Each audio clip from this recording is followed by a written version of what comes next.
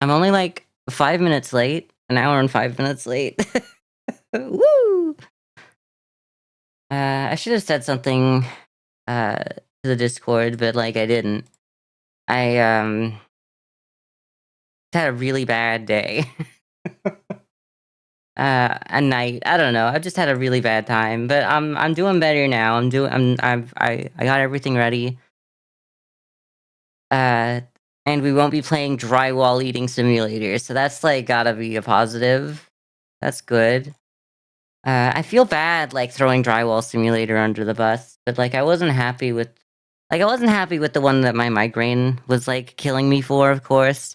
But after playing it without a migraine, I'm like, this is giving me a migraine. So no wonder like the medication had me working overtime.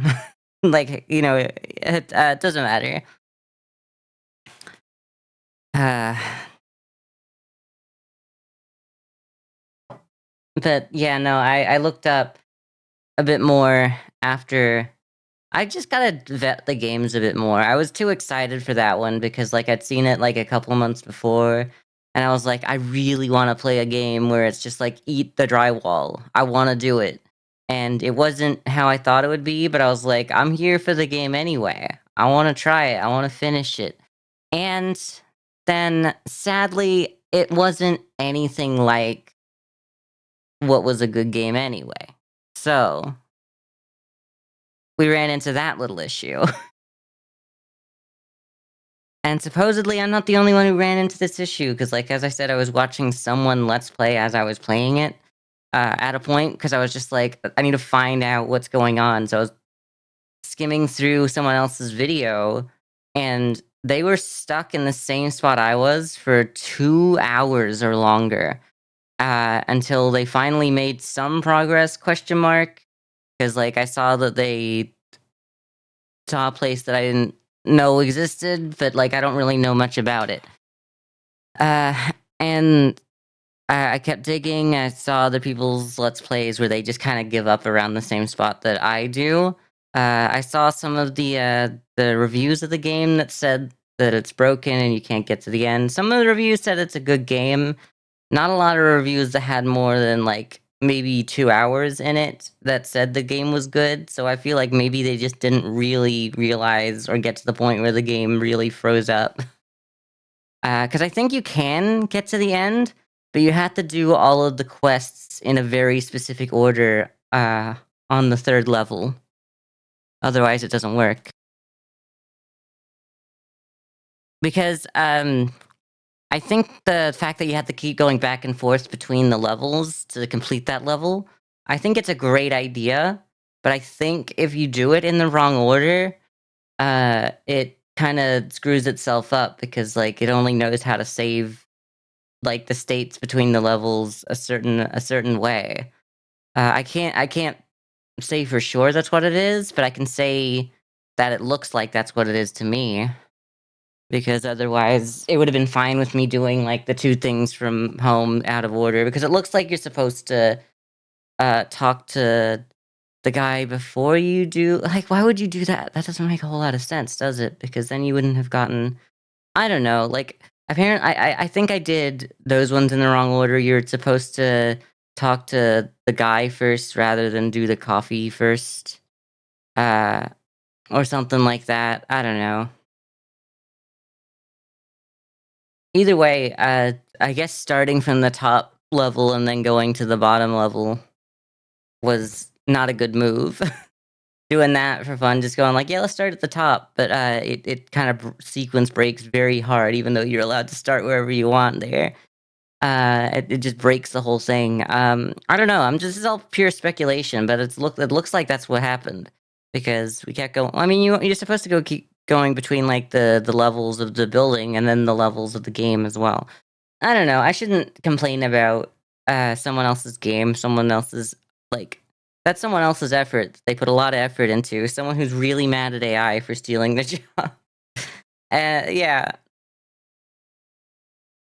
but I think there's something you gotta work out some of the kinks there because I don't know. I mean, there's something there for people who want to play a quick 2.5 hour 3 hour game.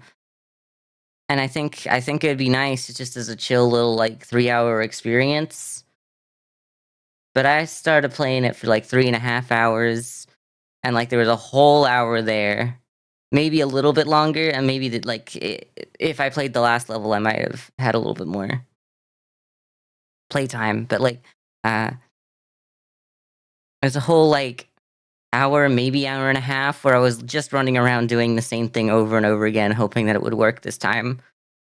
Even before I realized that's what I was doing, even before I really realized that was broken, I just figured I missed something, but it doesn't look like I missed anything in that game. But yeah, no, no,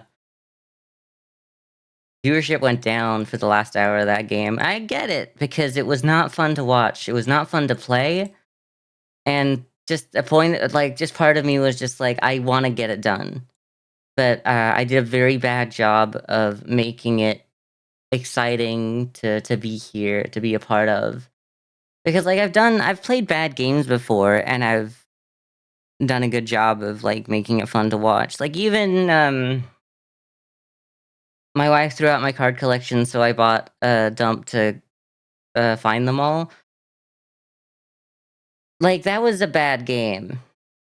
Like, there's some stuff in it early game. Once you see everything, you've seen everything. So once you played it for an hour, hour and a half, it's kinda over, and then it's just a grind fest that doesn't really give a whole lot back. And I get it. That's enough time for streamers to play the game, and then that's their entire stream is like they'll stop playing it while it's still been a fun experience. But I dug right into the very end of it, and I guess I just streamed for a little longer than most streamers because I played the game for just over 2 hours. Um, I did give it like an extra half an hour, but like, and I did. So I played it for about 2.5 hours. I played it an hour into the stream. Most streamers stream for about 2 hours, I guess, from the looks of it. And then they got their intro and startup. So as long as you got something that looks good for the first hour and a half to 2 hours, you got something that a streamer will recommend to their chat, even though it's like not great after that point. So I get like streamer slop exists. I do, and I think that it's a great part of the genre. I think it's really good for someone like me. But I wouldn't call drywall eating simulator streamer slop. Like it's good in its own, like, the concept is there for its own little fun story game. I'm sure like the twist at the end is gonna be fun at some point for someone, but that someone ate me. And that's really sad, but it's terrible, but, like, inevitable? I don't know. Maybe I shouldn't be doing this right now.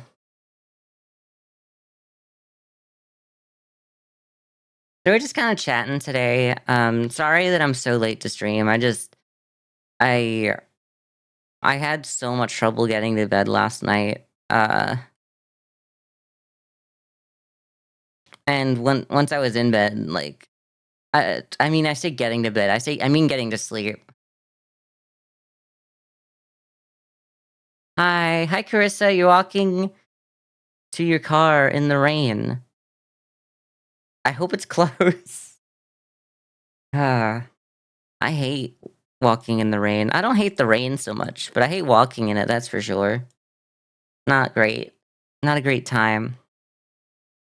Yeah, but I'm late to stream today because I just had a very, very bad, night of sleep, and I couldn't get myself out of bed at the right time. Like, I saw my usual wake up time pass me by, and I was like, "I'll get up in a minute," and then I was, like, back asleep because I just hadn't slept, you know? And I could have, like, just jumped directly from that from being in bed to streaming if I, wanted to be, like, 20 minutes late, but then I was like, "I gotta get some of these chores done because otherwise they're just gonna be lingering over my head." Girl, you're good? Yeah, I've been thinking, like, I wanna have less stream days, and I know, like, it's a weird thing to say because I haven't streamed a lot because, like, I'll disappear, but I think if I think a 5-day working week Well, you'll never stop me from working because I'll always be editing, I'll always be doing something. But if I don't have to be somewhere specifically at a certain time, I do a lot better. So I was thinking, I know that like in the middle of the year, this year, I was like, let's do 4 days of streaming a week. But I'm starting to think maybe I'd shine best at 3 days of streaming, like Monday, Tuesday, Wednesday, or something. My problem is that even though Monday, Tuesday, Wednesday would be best for me, Friday is when I do stuff with other people. So like it's hard to give up that day. And Friday has always kind of been that like I started my own like Friday events essentially. It's wet and cold. I'm so sorry. Get home, girl. I mean they. Sorry, I say girl to everyone. That wasn't me being horrible. It does kind of sound like it though. uh, I like when people go like non-binary as like person, like just say person instead of girl or boy, and that's fine and that's good and that's true. I love saying they instead. I don't know. It's just maybe maybe it actually from the outside sounds like I'm not uh very ally and not very friendly. But I like saying it because it's like it's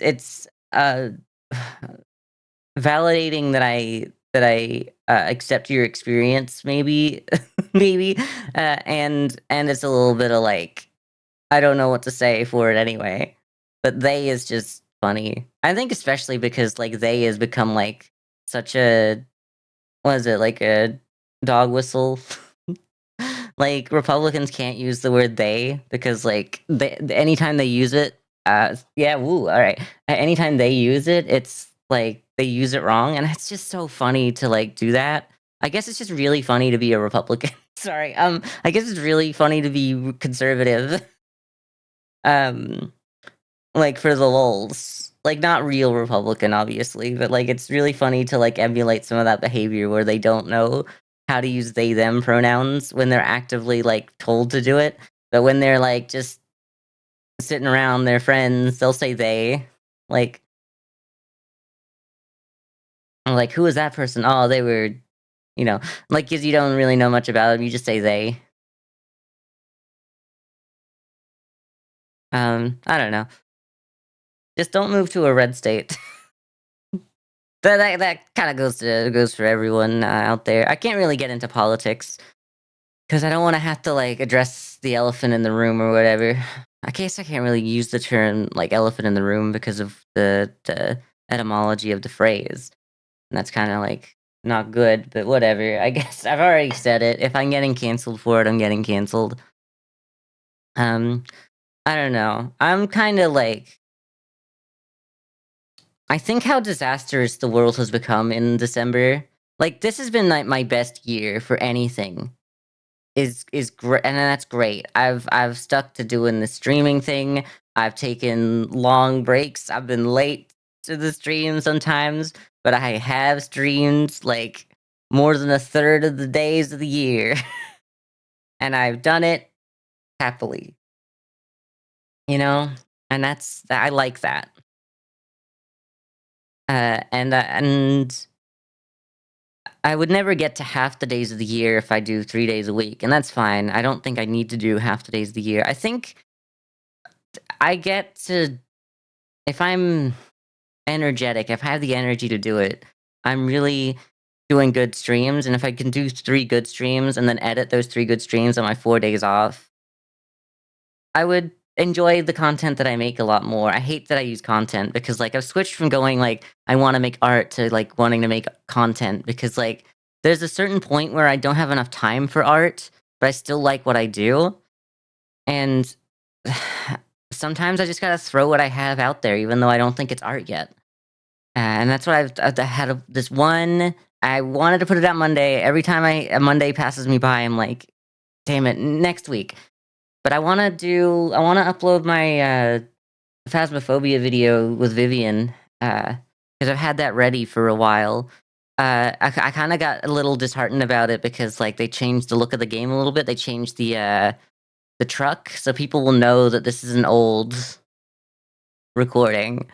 And I'm like, I wish that they didn't because I feel like they'll discount it, but it's really funny. It's a really good time. But it's I don't know, I like it. I think it's good. I think it's great, actually. I've really enjoyed making it. I really think that people would enjoy seeing it. I love making, like, a 40 to 50-minute compilation of, like, good moments in a well-edited little package. But that's insane to try to do every week because I tried doing that, every day in January, and I almost did it. Some of it was just like, this is me editing Billionaire as best I can, like the 1 or 2 runs of Billionaire into one video. Uh, and that was fun and cool, and I think that went well for what it was, but I don't think that's what my channel is on YouTube. And that's fine. Like, I don't need to be anything I'm not. I don't know. I had this moment in the middle of the year where I'm like, I'm playing a lot of roguelikes that do well to actually be shown as full videos with just light editing to like remove dead air and stuff that like is not important to miss. But roguelikes are so hard to like chop up uh like heavily because like if you miss that I got like an item that changes the entire game and how it's played this run, then you're not going to know what's going on. Uh, so I think the roguelike community, the people that like to watch those, are different to the people that I usually want to watch my videos. I don't really say I have an audience. The audience I have is like, would I watch this? Am I making something that I like? And sometimes it is. It's sometimes it isn't. And I think the roguelike videos just weren't really something that I'd like to watch. And it's weird because like I think my next best thought is like, well, if I don't like it, who else would like it? And then my thought is like, would Vivian watch this? Because Vivian, good friend of the stream, we love Vivian, but I think her and I's tastes are too different for me to try to make something that's like that side of, you know, I don't know, that for people that watch stuff that Vivian does. Because Vivian basically says just upload the VODs as a whole because Vivian likes watching like whole long ass videos like throughout the day or whatever. And I do that. I do already have the VOD channel, but I don't like put I don't want to like cut out like the dead air of those or nothing. And I guess wouldn't have to, and I guess I kinda already do that. And that's kinda why I was like, "Well, I don't need to do this part at all if I already had the VODs," because, like, that already covers what I was trying to, like, "Well, do I turn this into something that someone else would like?" And then, like, trying to turn something that I do for myself into something someone else likes just results in something that neither of us really enjoy, I think. So I don't know, I just need to go and do what I own, like, what I own for myself, and I like that, and, I've been making a few videos, mostly shorts, but, I've found a new way to, like, edit videos, and it's just to watch the VOD back at, like, 3 times speed. I can't watch it that fast on Vegas because, like, 3 times speed also means, like, 3 times pitch, so it's like, it's like 3 octaves higher, and everyone's, like, faster talking as well, so no one sounds like themselves. I had like, the audio processing that you have to go through to be able to watch it, I can only watch it at 2 times speed. If there's more people talking, sometimes I'll drop it at 1.8 or something, 1.86 is usually my go-to, and that's kinda like my limit for listening to me and my friends, play video games together and yell at each other. 'Cause, like, that's the limit to, like, what I can process when it's, I have to basically translate what everyone's saying because they're all talking in almost, like, just, like, an octave higher pitch. But if I just watch it directly on, Twitch, that speeds it up by not, squishing the audio so that, like, the wavelengths that doesn't double the wavelength when you watch it at 2 times speed, so, like, the frequency is still the same. It just plays that frequency for, like, half the time instead, or whatever, like, however it works there, but, like, it would have to do something. Like, whatever it does, it ends up playing the same frequency, the same wavelength for half the amount of time instead. So it does sound a little chopped up sometimes, but, like, you can hear what people are saying, and they're just saying it faster, and that's I wish that, like, my editing software did that, but it doesn't. So I've been watching my videos back at 3 times speed and just, like, marking the times, like, putting the timestamps down into, like, a sheet, like a Google Sheets, and then just, like, having those markers pop up, like, putting the markers in on Vegas after, and then just, like, cutting around those. And it's really nice to just kinda, like, know where the good moments are before you start editing, because then you don't have to, like, watch it all in the editing software. The less time I had this I could s the less time I spend in the editing software, the less it's gonna crash and the less good for my mental health, actually. It's, like, all better. So that's been fun. I think I really enjoy doing it that way. It feels weird because it's like I'm not editing the entire video if I'm just, like, going for the good moments, and, like, that's I mean, that's what I go for anyway. It's like a quicker way to get to that point, and then I start polishing. So, like, I don't know. Any way that speeds up the process is good, but part of me is, like, a purist, and I'm still that same person that was started editing in, like, 2011, where I'm like, "I gotta watch this whole thing and, like, judge whether each individual frame, basically, each individual moment" not frame exactly, but, like, uh should be in this. Like, even if it's like, if I somehow missed it on the first watch, I should go back around. But now I'm like, nah, if someone hasn't clipped it in the stream, or if I haven't gone back and gone, I need to look for this moment, it's gone. It's not the cream of the crop, you know? It's I don't want to be digging around like the dregs of the barrel, going like, is there something good left in here? And then adding that in there as well, and then it like changes the whole pace of things.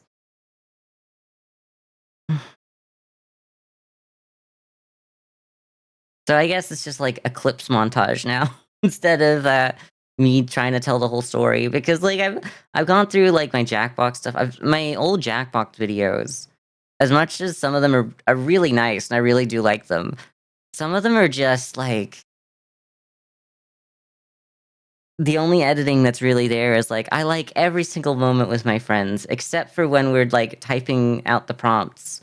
So like the 1 minute to 90-second timer, I'm basically chopping down and like splicing it together so that whenever it says anything funny or good during those, I just like highlight that. And then I try to do it in a way where like the visuals on the screen don't jump around.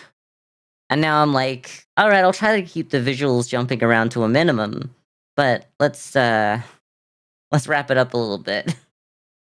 I don't need to see everything. We don't even need to see every joke made in Quiplash, if not all of them are good, especially in Joke Boat, because we didn't always have some good jokes, and that's okay. Some of them are okay, but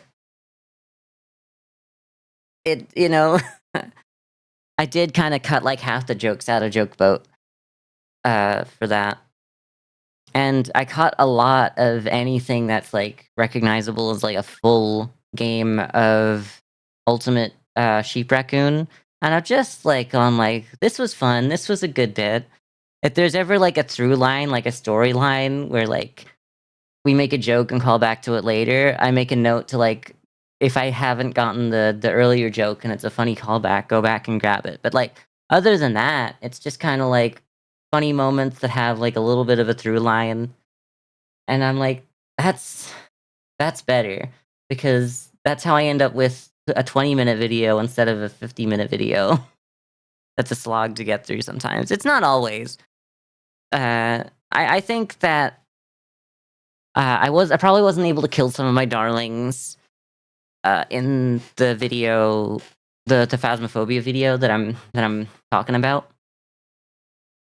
But I think it's in a good spot. But, this other way of editing, I'll have it also is kinda like I say 20-minute video, but, like, both games we essentially played for an hour and a half. We played Ultimate Sheep Raccoon for an hour and a half, a little bit under that, really, and we played, uh, Jackbox for an hour and a half. And then, like, there's a little bit where, like, there was some good moments between or before or when I was doing Vandals, so, like, those would have to come out as well, like but I wanna take everything that was Ultimate Sheep Raccoon and turn that into one video that's, like, 19 or less minutes, so I'd probably put it back in the grinder for a second, and just see what I can make there, and, uh, and then the Jackbox as well. Because, like, the Jackbox videos are the best example of, like, I didn't let anything go on, like, the cutting room floor, really. It's all attached to the main, like, reel. Anything I cut is, like, frames sometimes.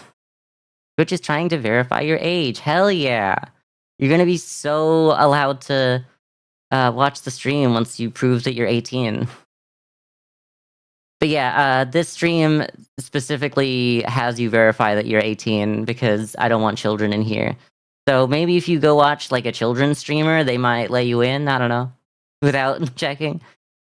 Try to verify a whole what do you mean? A whole pic? Girl, I hope you mean, like, a game about digging a hole and not what you clearly mean. But yeah, I was just talking about how, I hope that I guess it's kinda like new year, new me, but, like, in December, I've kinda, like, decided to go a whole new direction. Not a whole new direction, but, like I mean, with the shorts that are coming out, like, daily, I'm, like, really excited that I, was able to do that. I feel like it's only because I was building up a backlog before I was, like, comfortable putting them all up as well. Because I am getting to the end of my backlog and going, like, "Where do I go for more clips now?" And that's kinda, like, why I was editing, some of the newer stuff again. Because I do have, like, some clips that I need to, like, edit that are kind of a little more well done at the moment. But, like, I don't wanna have to keep uploading clips from the same 2 games just because that's where I spent all my time earlier, like, in November. So I'll come back to those. The stuff for, like, uh, hotel renovator, what is it? Like, Sunset Motel. Yeah, sure, digging a hole. Um, but yeah, no, I've been thinking, like, some of the Jackbox, has been pretty good, and I'd probably want to turn it into, like, a a clip show, I guess. I don't know. It's hard for me to kill my darlings, I guess. I gotta get that Phasmophobia video up finally. Like, it was supposed to be, like, the sister video to the feng shui mistakes that will get you killed. And that went up in, like, March or something, dude. This one I've just had in the hopper for, like, 9 months. You shouldn't have anything in the hopper for 9 months, unless it's a baby. Unless it's a baby and you're like, "Yeah, I'll give birth to that in, like, about 9 months from now." That's fine, but, like, girl, it's been 9 months, and I can, like, say that I've worked on this thing well, I haven't worked on it the entire time, but, like, the amount of time that I've left it before releasing it is, like, the same amount of time you work on a child before releasing the child. So it's crazy that I don't do anything fast. I try to do things fast, and then I go, "No, how about I don't?" I know I took a moment to, like, do Shelby's video, the video of, like, Shelby's Lethal Company, and I was like, "Alright, I'll put Phasmophobia on hold because I need to put it on hold because every time I watch it through to try and to work out what to delete, I too close to it to kill my darlings." And you know what's actually really funny is, like, every time I do give it a break and then come back to it I mean, it's all rendered out now, I'm not deleting anything else this time. But, like, every time I do, I find more stuff to delete. I'm like, as I remove myself from the situation more and more, I can be like, "I don't need this." It's almost like I need to, like, spend a year away from a stream to come back to it to edit it well, but then it's, like, completely irrelevant. Anyway, once we invent time travel, I'll be great. Just, like, get my future self to, like, come back and upload the video they made, like, uh, you know, like, when it's relevant, and then I'll go, "Okay, I won't watch it. I promise," because otherwise I'll break the time continuum or whatever. Uh, but then I'll have to make it. And then I'll get lazy one day and I'll be like, "Oh, fine. We can just, like, send back the same video around on another loop," and then, like, the entire universe implodes on itself. Anyway, hope everyone's doing well. I hope Carissa, I hope you're no longer walking in the rain. I hope that you've made it to your car. I hope that you're driving. I hope the reason why you're not saying anything is that you're driving, and I don't want you to have to have to chat to say that you're driving because you should just be driving.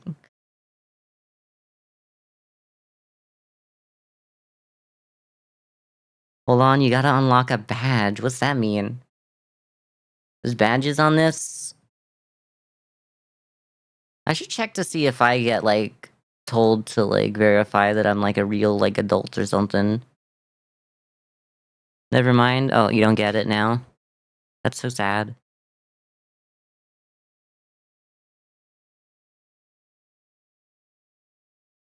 I'm so lucky that I'm, like, good at yapping, because I really just be yapping right now.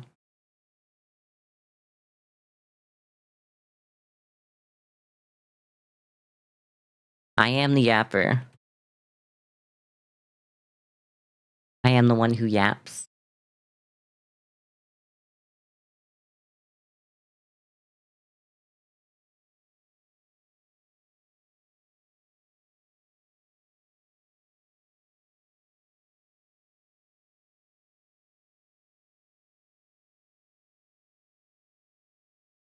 Hi. I'm just kinda here.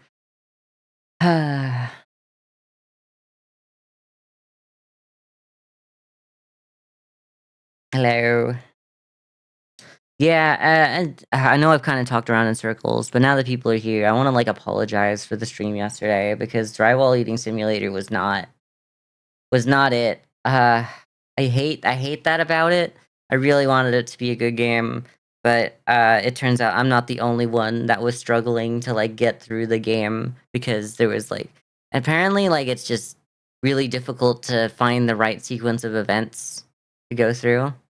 Sorry, what? Drywall Eating Simulator. You want me to load up Drywall Eating Simulator? I can't do it. If I load it up now, everyone's gonna leave. Everyone who was here yesterday who left early because we ran into a literal wall. It's actually a very good simulator for bashing your head against the wall and eating the drywall if you think about it.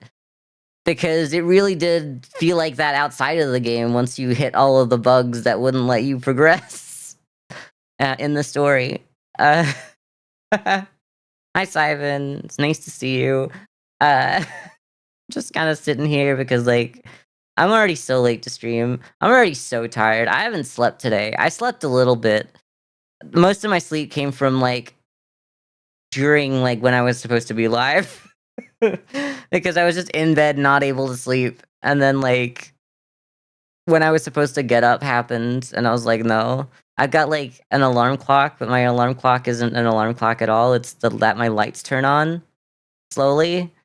And then I was like, "I haven't even slept yet, just turn it off." And then I turned it off, and then I just eventually got to sleep, then saw that it was, like, time to, like, get up and stream in, like, an hour, and then I was like, "Yeah, I'll get up," and then I, like, took a nap for an hour and a half. Good seeing me too, thank you. Took a nap? Yo, nap twins or something, I don't know. I'm so tired. I'm delusional. I think I'm delusional levels of tired right now. I wanted to stream otherwise, but I'm so behind on work that I keep needing to work from home. I get you. I get you. It's really hard to like say no. I'm not going to get that work done right now because I've been the student. I've been the student that's like, "Where's my test? Where's my test? I need to know for my education. I need to know what I got wrong so I know what to work on for like the exam or whatever comes up next." Uh, Especially because, like, what, you're about to, like, send them away for, like, 2 weeks, and, like, they hate not having their work graded before then. And by they, I mean, I guess I hated that as well. But, like, it's like I understood that, like, sometimes the teachers need a little time, and sometimes when you get back from the break, because like, you're not gonna be doing anything in the break. You gotta give them study guides. Oh, yeah.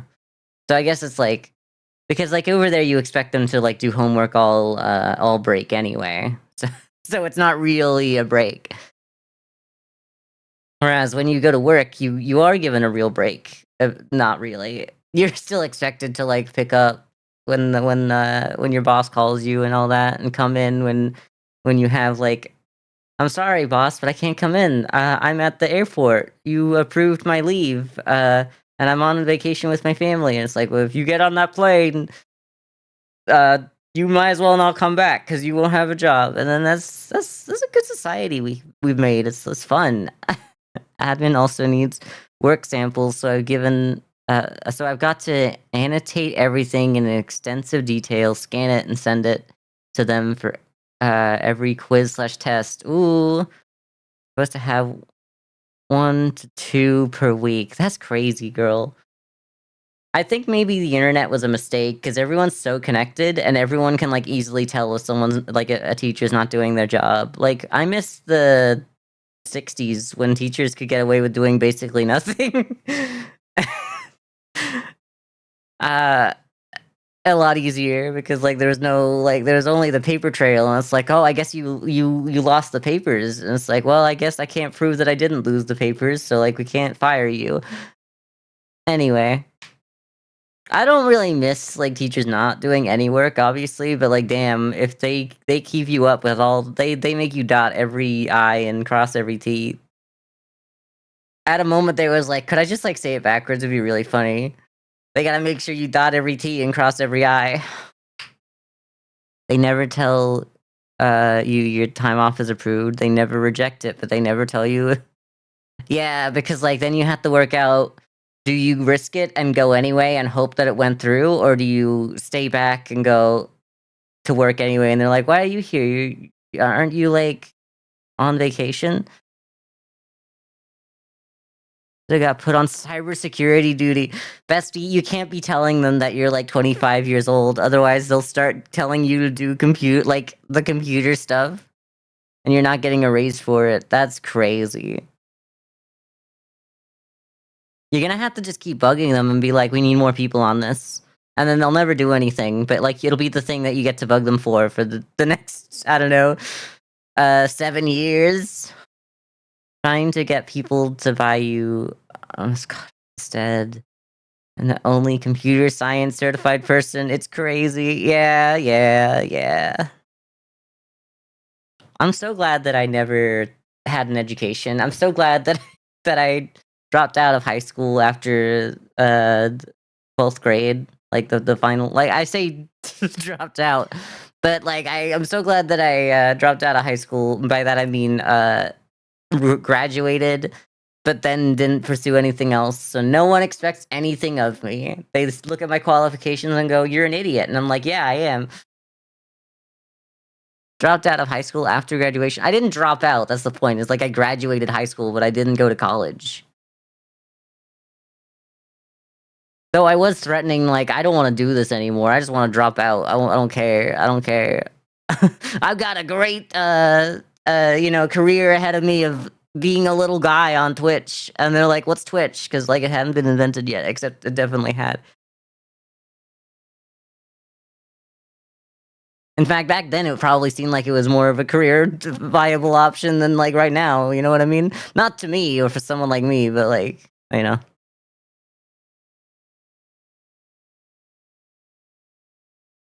And they're like, "You literally have 3 months left. Do not drop out." And I'm like, "I don't care. I got stuff to do with that 3 months." But then I did. I did keep coming to school. I was like, I at the like basically how long it took to like sign everything to drop out was how long I would just like finish school. So we just finished school.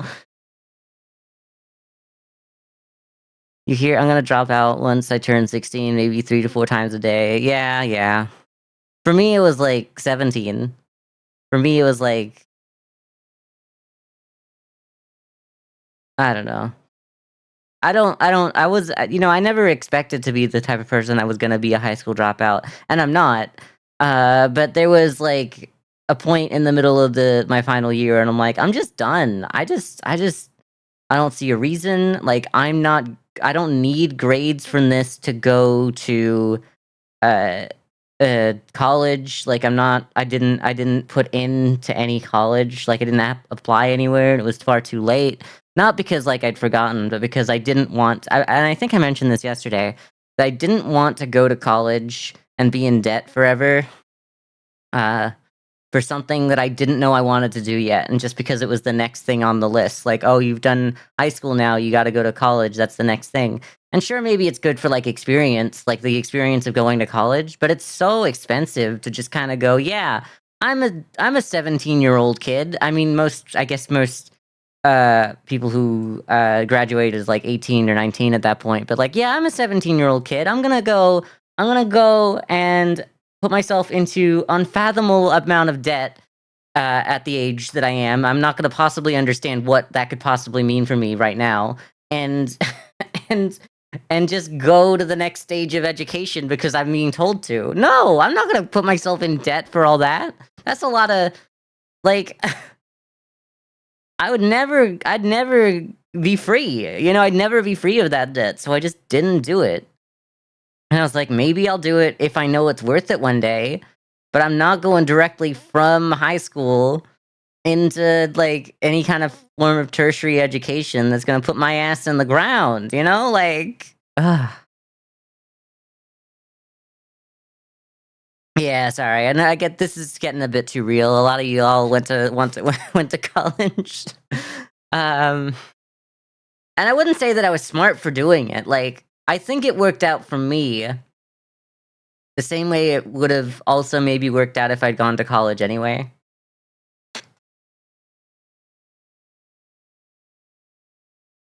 Like, here, you only have to start paying it back if you make a certain amount of money, which is, like, fine in principle. Uh, but you also know that that means that you're not paying your loan off earlier, and they encourage you not to pay your loan off earlier, so your loans get bigger as well. Like, they keep growing. It's not like they're like, "Oh, you don't make enough money, so you don't have to pay it back yet. We'll put your loans completely on hold, and they don't accrue any interest." They still like, there's still interest involved there. And I'm like, everyone around me, all these kids are like, oh, we don't have to pay it back right away or anything. Like, if you don't make enough money, you don't pay it back yet. And it's like, okay, it's still, there's still the interest to be worried about. The time value cost of money. You know what I mean? Like, it's, anyway, I don't know. This was me at 17 thinking like, well, not thinking I knew anything about money, but knowing that, like, I didn't know enough about money for me to, like, actually go into debt based off of, like, thinking, "Oh, yeah, I'll be able to make money because, like, I know about money." Like, I know that I know not enough about money, that I shouldn't be playing with with what I don't have here.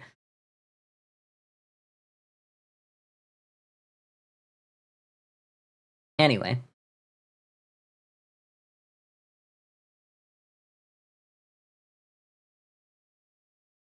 'Cause there's a lot of this propaganda around college. This is like it's crazy that I've gone, like, full communist this stream. Not really, but, like, it's sounding full communist, but, like, there's a lot of propaganda around, "Just go to college, it'll be okay, you'll pay it back later when you have the money," and that's fine as long as, like, you see it as an investment in your future and like, you have a line. But yeah, I'm not really a communist, but, and the way I saw it was like, I'm not going to get anything out of it, personally, if I go into something that I'm not going to use, because, like, the front runners for me were, like, biology, maybe psychology. Could you imagine me with a psychology degree? Also, I'd be the same person, like, exactly the same person, and I would just have a I'd have a psychology degree, which would probably make me sadder because I'll be like, "But I have this psychology degree," and then, like, everywhere I would apply for a job for would be like, "What's it for, though? Like, what does it do? Like, does it help you, like, I don't know, pack the items onto the shelves?" And I'm like, "No."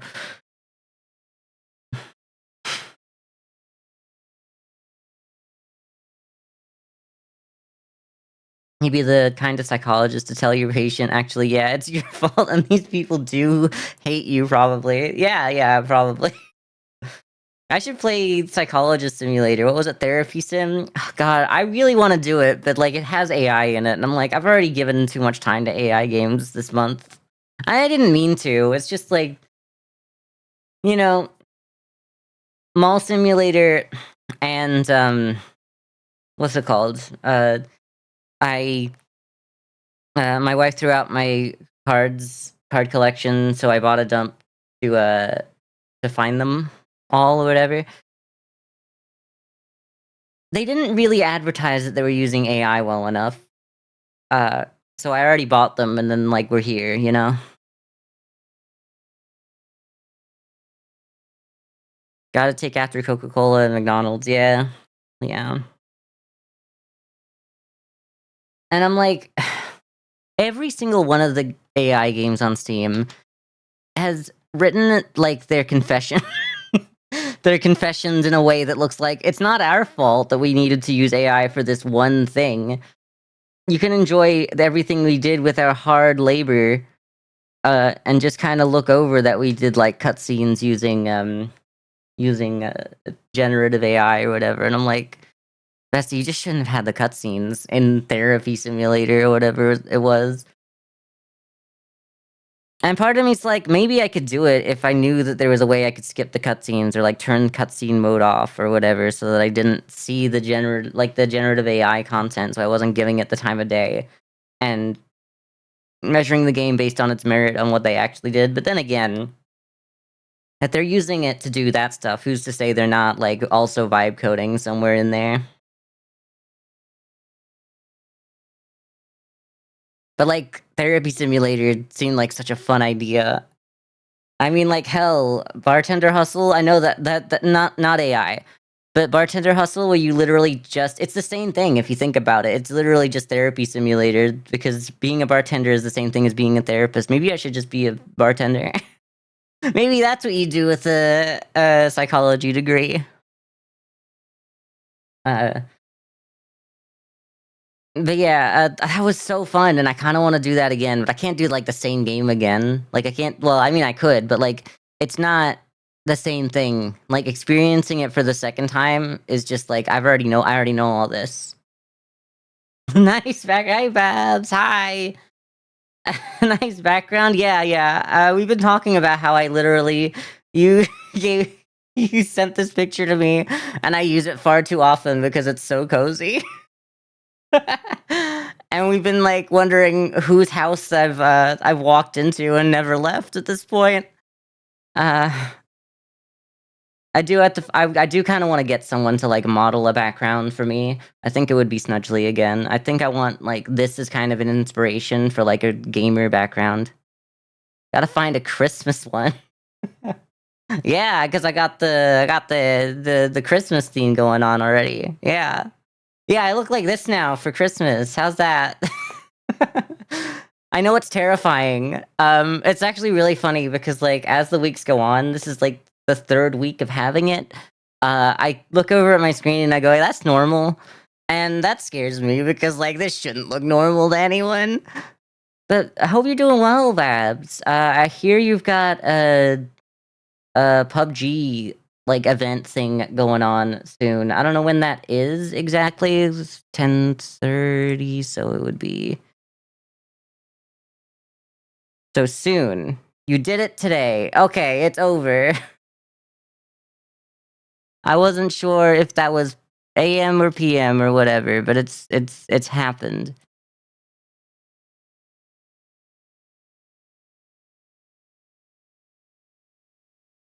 That one's bad? Okay, I'm not taking a look at I guess I don't know, it's also really hard, especially around Christmas, we're talking about AI stuff as well, like, a lot and I don't know if that was AI, but, like, a lot of stuff that you'll buy, like, for your friends or family, "Oh, I'll just buy this Christmas thing to, like, have something to give them at the Christmas party."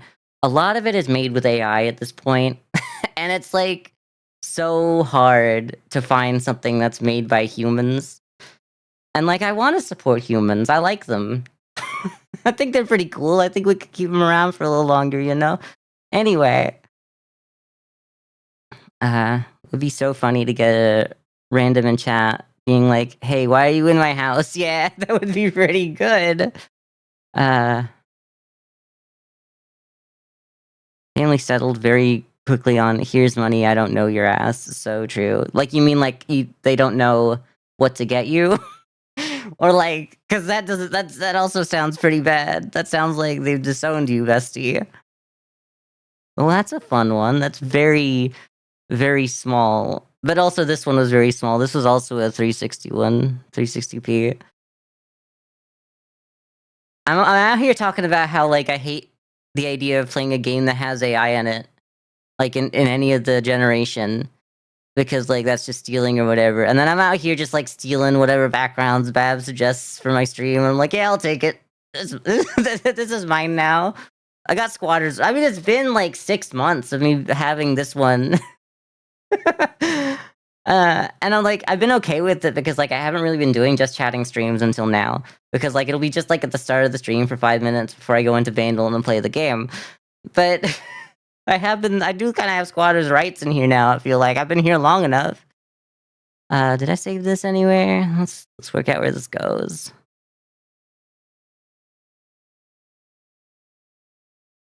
This one is best. I'll take a look at them all. We'll do it all on the fly anyway. Yeah, your family is rich and out of touch. They asked me what a Pell Grant was this month. Last month, not this month. November. That's fair. I'm glad that we got other rich kids in chat here. Whatever. I shouldn't call you a kid because you're not like a kid, but like I don't know. Um, I don't know if I don't know. I always get to this point. I'm like, are my parents rich? And it's like they're comfortable. They both own their home. My dad owns his home and his second home and the one that he rents out, and my mother owns 2 homes. So I guess that's enough.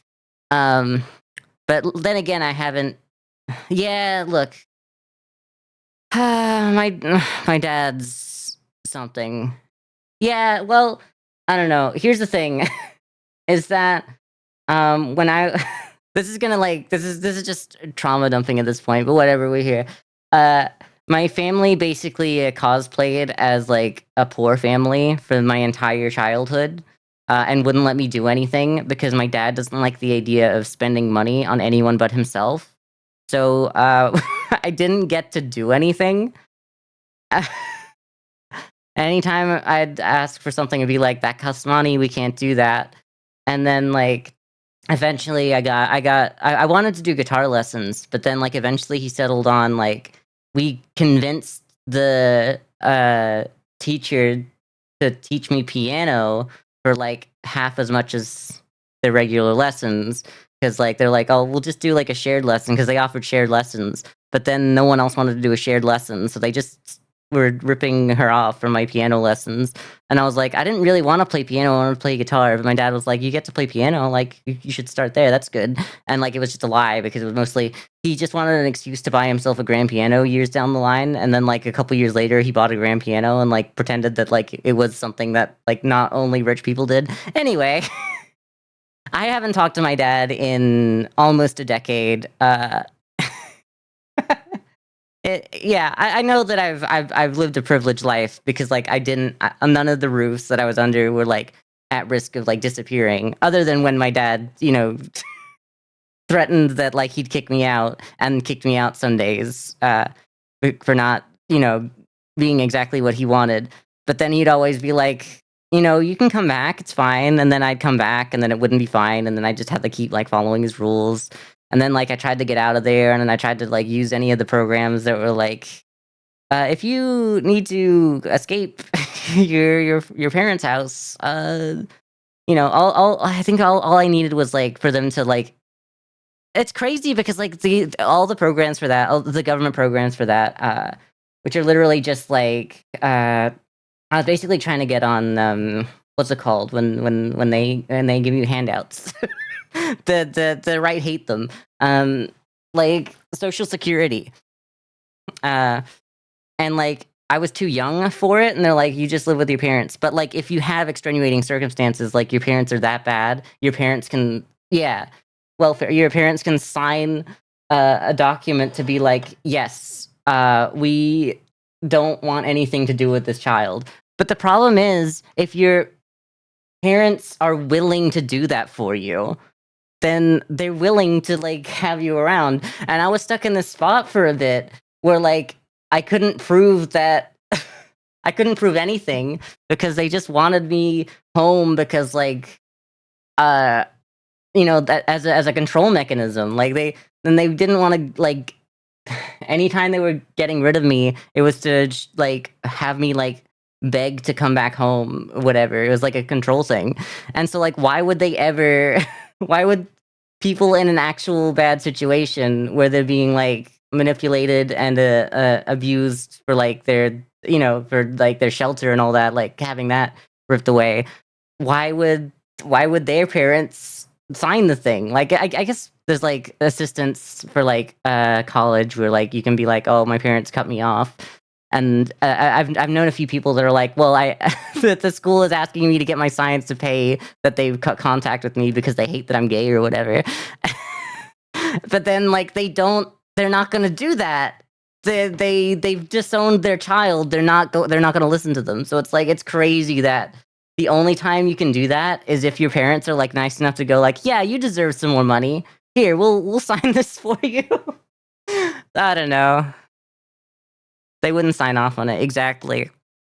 Until eventually, like, uh, it was probably like only a year, but like this was like early on in my life. My mother like actually signed off on it because like she eventually saw what was going on. My mother is not as bad as my father, but my mother is an enabler. She's divorced him since then. It took a while, but she got out of there. She has a heart, but she didn't. I don't know. She It took her a while to find it, and she's doing all right now with people in her life. And like, I don't want to be. I don't want to be that guy. I don't want to be Eleanor. I don't want to be Eleanor from The Good Place. Not to, I don't want to spoil. So, but like when she sees how her mother's doing with her new family, and she's like, "Why couldn't she have been that for me?" It's kind of like that. But like, I shouldn't be mean about it. I shouldn't be mean. But I'm like, when I saw that, I'm like, why is that me? Why do I feel that? Also, I understand that that's kind of everyone. Everyone's like, why are the people that were like horrible to me earlier actually good people now and like doing what's right for the people around them? Why did it take now for it to happen? But whatever, we're all here. So yeah, um, my parents were rich. Well, they were definitely well off. My dad wasn't rich until like his parents died. Uh, so when his parents died, he got a property from them.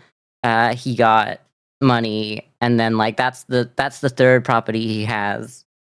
When my parents divorced, they sold their property and bought um uh two individual properties, and with the money that my dad got from his parents, he bought a third property. So, yeah.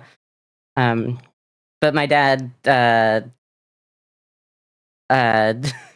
in their divorce, it's really bad that I'm saying it all on the internet. But my dad lied about when they officially separated, so that my mother wasn't entitled to any of that money. Which is like fine. My mother didn't fight for it. She didn't care. She just wanted to be away from my dad. And I'm like, that's great. That's normal. That's literally what I did, is in a sense. Like, even though like my dad's rich, I don't care. I'm not going back. Like I've been disowned, and that's fine. I I I got the last like 10 years of my life without him, instead of like trying to stick around to like get a piece of that action, a piece of that money, and that's it's honestly so much better because like, I'm not perfect, but like it's nice to know that I can support myself without, relying on relying on him. Uh, just kind of like as a screw you, like, the best revenge is a life well lived or whatever. That's how I feel about my father. We just slowly today it kind of all came out, but like, it's always nice to like slowly have father mentioned.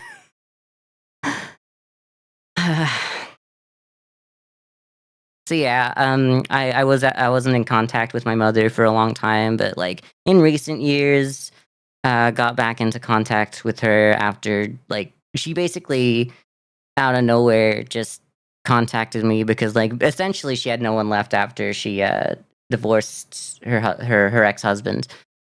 So like she's getting better, but like she still has her problems and I'm like I don't I guess one step at a time, you know? But she's doing well for the people around her, which is like a good step. She sometimes gets a little bit conspiracy theoristy and she gets a little bit too I don't wanna say manic because, like, I've never had to go travel to the state she lives in to, like, clean up after her, but she gets a little bit crazy sometimes. Uh, yeah.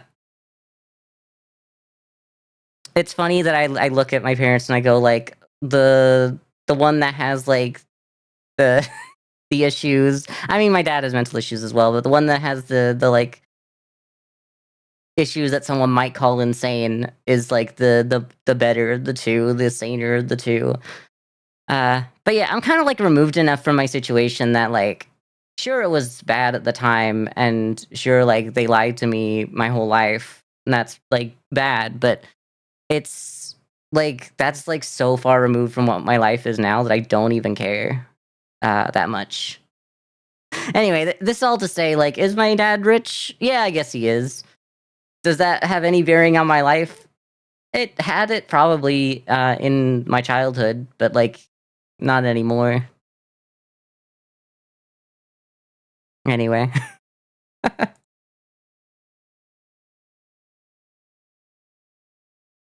Should have just, like, retitled the stream to, like, "Therapy. This really is therapy simulator now." Uh, sorry, I keep looking over here because I wanna save these files that Bab sent, and I'm just yapping. And I'm like, I don't have a space for these, I feel like.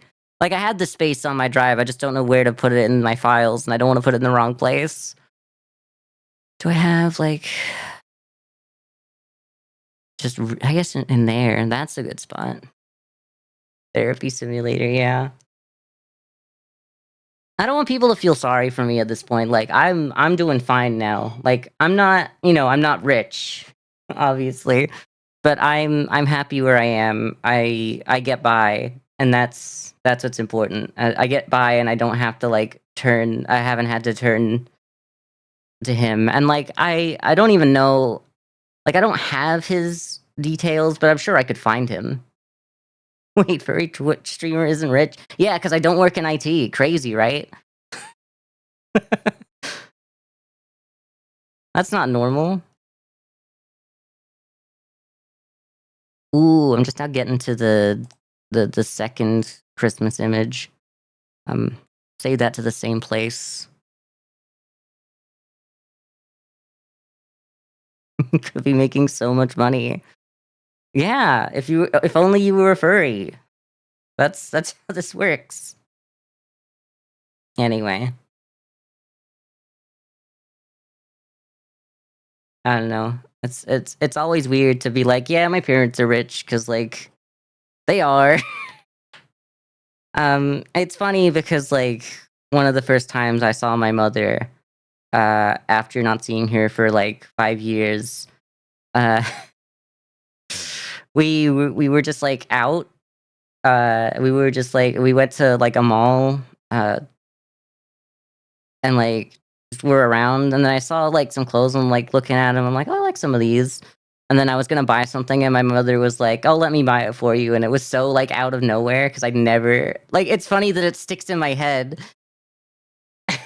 But, like, my mother was like, "Let me buy it for you," and I'm like, "No, I can buy it, like, I have money," and then she's like, "Just let me do it, I've never bought anything for you before," and it's funny because, like, she really hadn't I mean, she had, obviously, because I'd been a baby, I'd been a child, but, like, she never got me something that wasn't, like, a necessity. She never got me something just because I wanted it.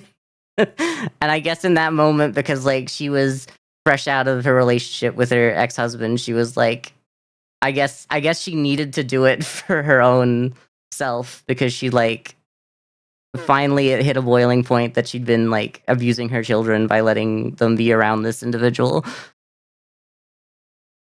And then, like, because I started arguing, not really a real argument, but I was saying that, like, I could pay for it just fine.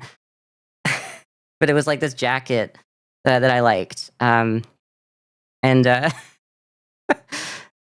I like, when I saw her there, like, asking, like, I really understood, like, "Oh, like, she needs me to say yes to this right now." Like, she needs that. She needs to feel like someone needs her, or, like, she needs to feel like she can do something good for someone right now. And because, like, I don't like taking, like, I don't like taking anything that's not mine. Um, it's weird, like, because I grew up not having that, like, you don't just, like, get something for asking for it, and then eventually you stop asking altogether because we can't do that, and then you do it for yourself, and that's, like, so baked into me that, like that, like, uh, my instinct is always like, "No, I don't wanna do that. I don't wanna take that from anyone." Uh, but then I guess all of the high school psychology lessons got there in the end or whatever because, like, I could tell that, like, oh, this isn't a for me thing, this is a for her thing. I feel like that'd be one of the things on, like, a sitcom where, like, you'd have a fight after that, and then, like, the person who refused to get bought the item would realize they're in the wrong afterwards because it's like, oh, because, like, this person's having a hard time, they need to do something nice for someone else. I don't know. How messed up is everyone else's family? Because it's gotta be bad. It's gotta be worse than mine. Because mine's not great, obviously, but, like, I accepted it as, like, the normal, definitely. It's always nice to hear that, like, I'm not the only rich kid. Uh, I'm trying not to trauma dump, but, like, we're just here now. We're not rich, but very similar to what you're describing, yeah.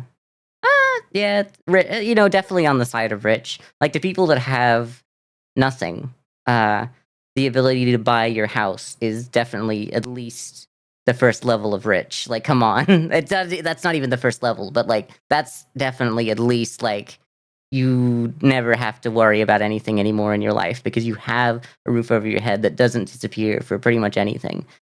I guess you got mortgage payments, but, like, you're pretty solid in there otherwise.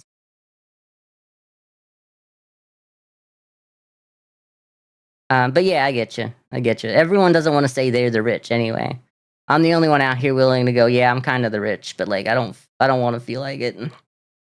I love that I say that, but, like, I don't I don't have the rich benefits. Like I said, my mother has her house and she has another house that's, so, like, property is always expensive in a way, but, like, it's so far away and so beat down. Like, this is just a place that she's had. uh I don't know. This is just a place that she's had for a while. The idea was to fix it up and maybe make some money out of it, but, like, she ended up divorcing her husband before that happened, and then, like, splitting the assets. Like, it's just, like, an asset she got, and it's probably worth, like, I don't know, like, a couple 100,000, I guess. But I don't really know how, like, the mortgage works on it because, like, she doesn't own it outright. Um, but, I think she owns her house outright because she just, downgraded because, like, I think they didn't own their house outright, they still had their mortgage, but, like, they definitely had a good chunk of change from selling their joint house because, like, they bought it in 2007. Anyway, GTA 5 ad? Hell yeah. When's that coming out? I know, it's GTA 5, it's been out for 13 years. Um I do love GTA 6 winning most anticipated game of the year 2 years in a row. Can't wait for GTA 5 to come out. Yeah, the hot new thing, GTA 5. It's crazy how, like, long ago that came out in, like, a sense that, like, it doesn't feel that long ago, but also they're trying to also make it seem like, yeah, it wasn't that long ago, but it's like, it is that long ago. And they really cannot handle GTA 6 because your students do not shut up about it. I'm so sorry. It's crazy because, like, half your students are only born, well, not really. They're probably born before GTA 5 came out. I'd assume, but not by much. Like, we're getting to a point where, like, in the next couple of years, I feel like you'll be having students that were born after GTA 5 came out and still. Yeah, exactly. So 2008 to 2010. Yeah, literally 2 years. That'll be it. I think it was 20 end of 20, no, it was 2013, wasn't it? So yeah, 3 years probably, but still. It's around there. Let me try to get some of these. Sorry, I'm trying to add some of these, backgrounds while also, like, yapping. And maybe I just need a guy. Maybe I just need a guy behind the computer to to do all of my computer stuff while I yap. They don't tell you how hard it is to be the talent and be um, the computer guy at the same time. Dedicated picture downloader. It's not that, it's also now I need to add it to OBS, and I don't even remember how to do that. I'm gonna call it Christmas. What are we gonna add first? We're gonna try both, obviously. We need a guy behind the computer, if you know what I mean. We need a guy underneath the guy on the computer. I don't know. I was about to ask, like, um, where do I go to, like, get an intern, uh, for streaming? Uh, so true. That's why you had the most analog stream possible. Yeah. Need the two guys to kiss. Yeah. You know what? Let's get a third guy. A third guy for under the desk as well. I can't say that. I can't say that here, but I've already done it. We love unpaid labor. No, I wouldn't actually get one of those. What did I say? Like an intern. But it's a funny concept, an intern, because it's like, hey, you're not worth anything right now, but maybe one day you'll be worth something. So, like, sorry, I have to delete this person from chat, but I had something open in OBS that I couldn't do it right away. They're gone now, I think. I don't know. I don't know if you could even see them. It said they were likely Banovator. Um,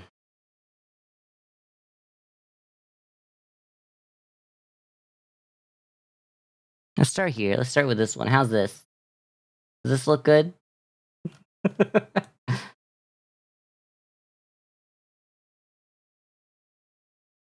Oh, it's gone. Where did I put it? Put it in front of a gaming setup. There we go.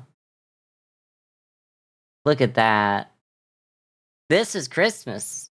Now this is Christmas. So, who's the kid that plays Anakin Skywalker in, like, Phantom Menace? Now this is pod racing.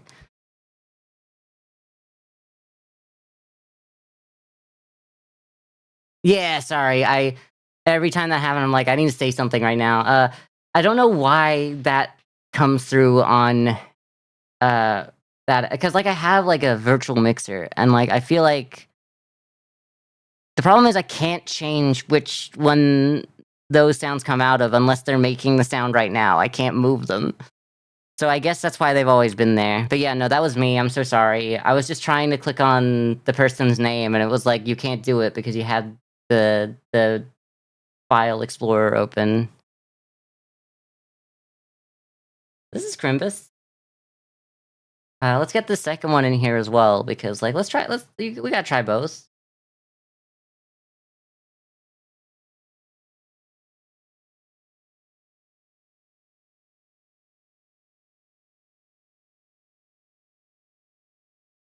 I don't know.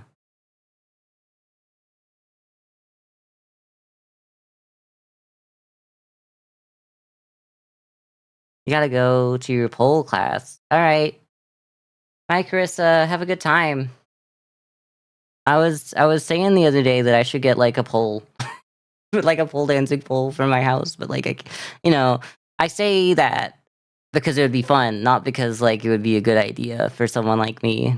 But also, it's also not a good idea because, like, where I'm renting you know, where I rent, you're not exactly allowed to do things like that anyway, because, at least they even if it's legal technically, if you, do it, we, discourage it by like, heavily discourage it by, like, having the realtor come in every 6 months, and check to see you're not, like, destroying the place.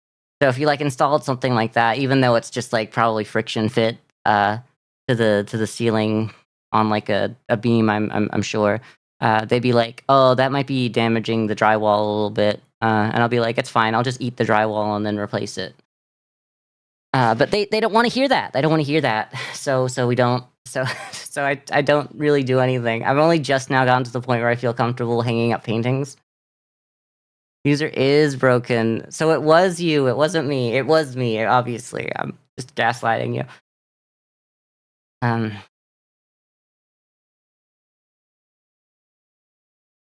uh, why can't I get this next one out? Sorry, I'm having a nightmare. We'll call this Christmas 2 because I didn't really plan for the eventuality of having 2, even though even though we had the second one already. Alright, that's this one now. How's this? Put that over Christmas. Go. How's this one? Is this one better? Which one do you like, A or B? I think they're both good. This feels cozy, I guess. This feels would it be weird to say that it feels like I'm literally just in VR chat or something right now? Like, this is my VR chat, avatar, and this is, like, a VR chat world. They're both very low quality. Yeah, yeah, they're both, like, 360 or less. I don't actually know, like, maybe 240? Well, I mean, the this one's also pretty low quality. That's 360 as well, but, like, I guess the fact that it's all behind me, the only thing that's kinda, like, in focus is the chair, and I'm covering most of it, so it's hard to tell. The rest of it just kinda looks like it's low quality because it's, you know, defocus. Um, yeah, no.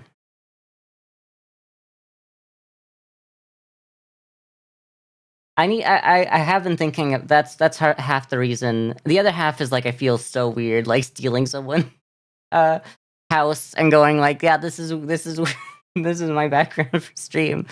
But yeah, I part of it is because like, it's low quality, and I don't wanna, like if I can get away with it, I'd love to have a higher quality image. So, like, maybe having something like a room with that kind of vibe, like my own office, uh, 3D modeled or something would be pretty cool. Uh, I don't know. I've seen like VTubers. I was about to say real VTubers, but I don't really know. I guess I'm pretty real out here. But I've seen like real VTubers have like their own rooms or whatever, and like I'm sure they have like the VTuber company like backing them so that they can like get all these assets made or whatever, and that's fine. But I'm rich. I'm not rich, but like I've rich parents now. We've discussed that. We've established that counts as rich. So like I should I should be able to do this. Uh, that's fine. It's actually really funny to think about that. User works now. Hell yeah. So it wasn't you. EJ stream incoming. Yo, today should we just like give up on my stream and like raid you? Like I don't, like we're getting close to when my stream ends anyway. Are we? I don't know. I don't know what time it is. I've only been streaming for like an hour and a half. It's 9:30. God no. Come on though. It's not like it's a school night. It's a school night. But Yeah, in 9 hours. Yeah, fair, fair. Damn, alright, that sucks. Well, you go to work so early, mostly because you work, because you're a teacher. Um, most normal people get to work at 9 or whatever. I say normal people as if teachers aren't normal or whatever.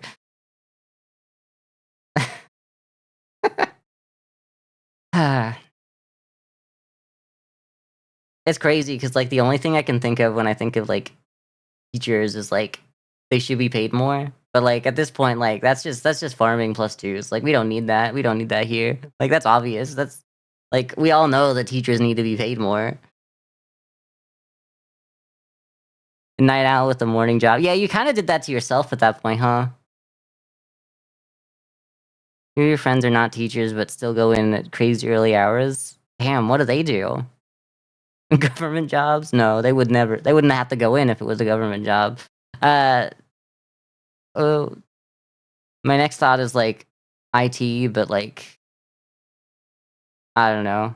Maybe they just do it early instead of late. Is these the oh, okay? Because I was about to say, was this the priest or I guess preacher? Because I was like, "Wait a minute, that would be early." And I had the thought, but it didn't get out until I saw the message. So it was, like, halfway there. 911 dispatch also.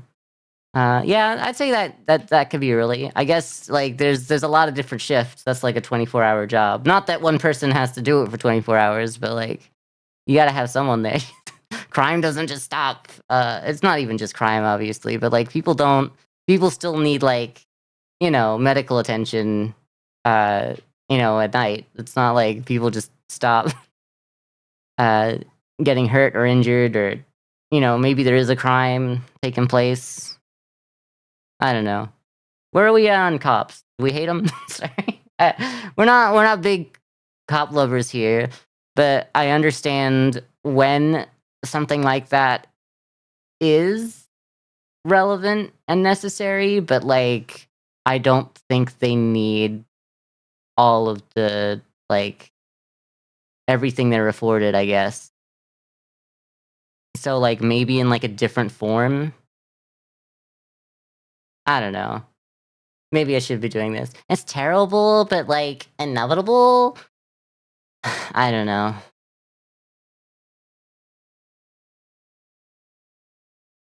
I love her. I don't know. Vanessa Hudgens will always be iconic for that. And then I love her. Can we just watch that? Your opinions on the matter are strong and do not match your friends' opinions. Exactly. Because you're rich, so you love calm. Sorry, I'm sorry, you're not. Uh, I don't know. This doesn't leave this stream. None of this rich allegations. This is like this is the only time we're doing it. You love Miranda Cosgrove. Yes, I love my Miranda Cosgrove rights. I love being read my. Oh, you mean because you mix her up with with Vanessa Hudgens? I love being read my Miranda Cosgrove rights by the cops. All cops are beautiful. Yes, but some cops are more beautiful than others. That also, I know what you're trying to say with the ACAB. But for some reason, my brain is like, let's just take this somewhere else that no one's gonna understand. That like I actually understand what's going on. Let's take this joke into a direction where it becomes an anti-joke. I hate humor. Let's kill all humor. I don't hate humor. Guy who looks like this being like, everything needs to be taken seriously. There's no time for jokes.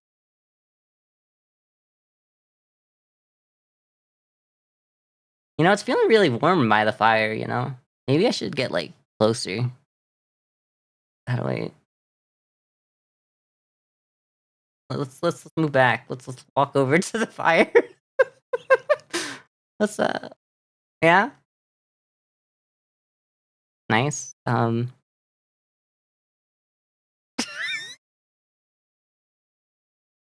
See, now my legs are warm. Well, that was nice. It's just a little cold over here. This is a big house. Yeah, it's pretty big. Yeah. I mean, like I said, I'm rich, so this is my house. Well, it's not really my house. I just started living here. One day I'll get squatters' rights here as well. Maybe. Let me just like reach out to the fire. Ah, it's nice and warm. It's nice and warm. Come on, it's good. Let's go look at the. Oh, where's the? Oh, I love these windows. I just had them installed. Also, I don't live here. Um. Oop. Whoa! Look at all that! Wow. This is the stupidest thing I've ever done. Every stream, I set a new record for the stupidest thing I've ever done. Uh, and this is it. This is the new one. It's looking there, yeah. Well, let's maybe get us closer to the. Oh yeah, okay. Oh, oh sorry. Oof. That window's open. I almost fell out. We are on the 32nd floor. Let's maybe I don't need to defenestrate myself. Let's back it up a little bit. All right. Oh, we got some presents over here. Let's see what everyone got me.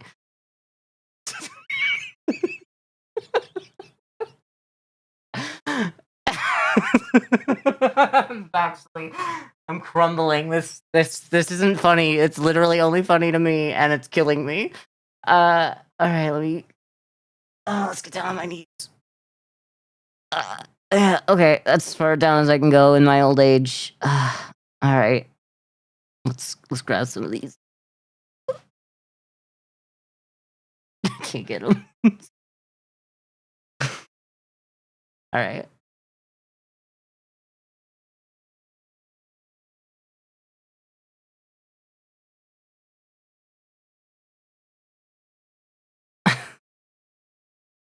No.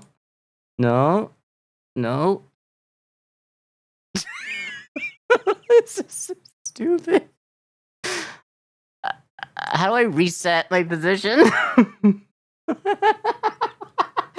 do I do any of this? Take me back. Put me back where I come from. All right, I'll run back over to the screen. Hi, everyone. Hi.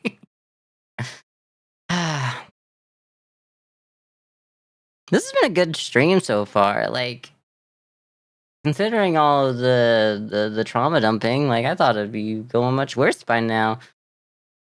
All right. This is a normal spot for me to be in. Oh, I need to like turn myself a little bit more. I mean, I need to move I need to walk like this right here. Perfect.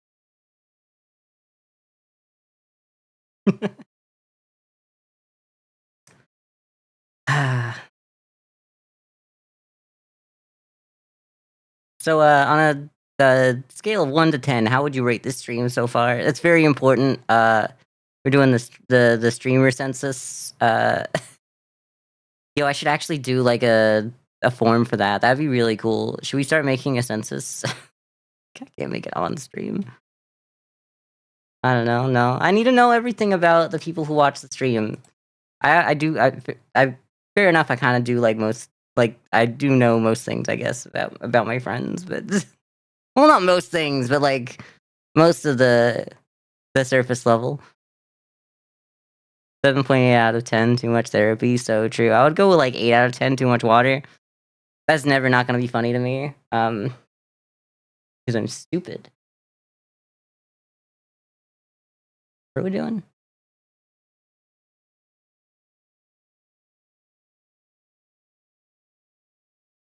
Murder NTD. Hello. Hi. First time chatter. It's very funny. I'm glad. I'm glad that you think that too much water is very funny. The other person who knows Pokemon in chat going like, yeah, 8 out of 10 too much water is good. That's a good joke. Cuz that was Omega Ruby, Alpha Sapphire. I don't know. That's what they're called, right? But welcome, first time chatter, Murder NTD. Welcome to the stream. We're just kind of chilling. It's Crimbus. Do you know that? Yeah, the remakes. I mean, Emerald is your favorite game, so you're biased. That's fair. Did they do? They didn't do a remake for Emerald in the end, did they? They just did. I guess it's really hard to go with like, yeah, we're gonna remake these two, and then a year later go, yeah, we've also remade the superior option. Pokemon's really good at selling you like 3 versions of the same game, or at least 2 versions of it. You just did the weird Delta episode post-game story. Okay, fair enough. I think it would have been really weird to have like a 3rd remake as well out of there. They stopped doing 3rd editions with black and white because people were onto them, and they're like, you know, once we knew that they were gonna do like platinum after Diamond and Pearl, no one bought the game, and they're just waiting for the third one, the full experience. I don't actually know if that's the reason, but I feel like after like 4 generations of doing that, I think some people were probably just holding out. They did Black and White too, which is not really the same thing at all. It's just that was just like 2 completely different games. I don't know why they made Black and White too. That does, I guess because I never played it. I kind of stopped all my Pokemoning at Black and White, like midway through, really. But you know, I did come back for a bit of Violet. That was a fun little adventure into it. I really should just play that again. The problem with streaming it is like it's such a big undertaking to do like an entire like playthrough on stream. So like I don't stick with anything on stream for more than like at most 5 streams, you know? Black 2 and White 2 are also the worst selling game in the franchise, probably because no one had any idea if they needed to buy it or like what was going on there.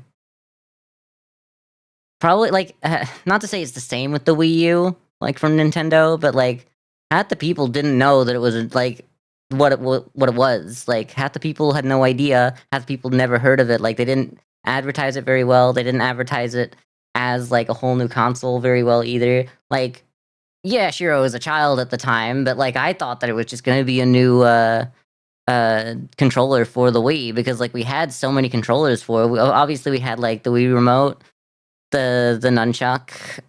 We had like the standard like GameCube like one, I guess, and then we had we had the Wii Fit board. Like, there's just so many peripherals for that. That's like, is this just another peripheral? Because like the selling point was around the new uh uh controller for it. So if you didn't know that it wasn't just the controller, I could see how you would make that mistake. And by that I mean I made that mistake. But at a point, you kind of have to blame the people in marketing, not the people for not understanding your product. You got to like show us why we need your product or what your product is. If we don't get a good idea of what it is just by looking at your advertisements, then you're advertising it wrong. I've been reluctantly playing Legends ZA, which has been okay. Is that the new one, or is that like not the new one? I feel like that's the new one, right?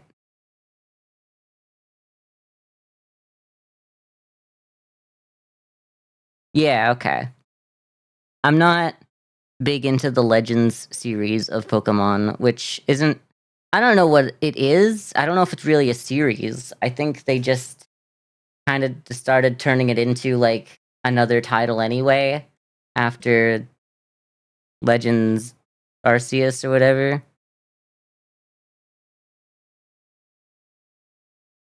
Uh, that's kind of crazy. I get because like weren't they making that one as like the remake of Diamond and Pearl, but then like the people making it didn't do a good enough job, so they're like we're turning this into something else actually. Out of the mainline games, there's only the 2 and they're kind of similar.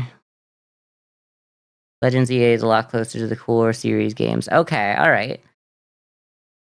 Um, well, yeah, because I think you do have like actual teams. I don't know. I'd never really understood why they went with like Legends and like which generation this technically means that it is. But Legends EA obviously is like Legends, like a updated version of the the realm. I don't want to say the realm, but like the the um the region of whatever the X and Y one is, I'd assume, because like we got Z and A. If it's Sword and Shield, I would lose my mind, but whatever. Still okay, the gameplay was starting to numb your brain. However, the writing has unironically be funny as hell. Isn't that like this one? They're like have like if you're like the greatest to ever do it, like if you're the Pokemon Master in this one, they give you like one wish essentially, and which is very like anime. It's a very anime premise. Not that Pokemon has ever really not been anime, but you know what I mean. You're the soul sword and shield defender. It'd be funny if they did Legends EA and it was set in the same place as Sword and Shield. That's all. Because like we have X and Y. X and Y was like what? France? And Sword and Shield is like the UK.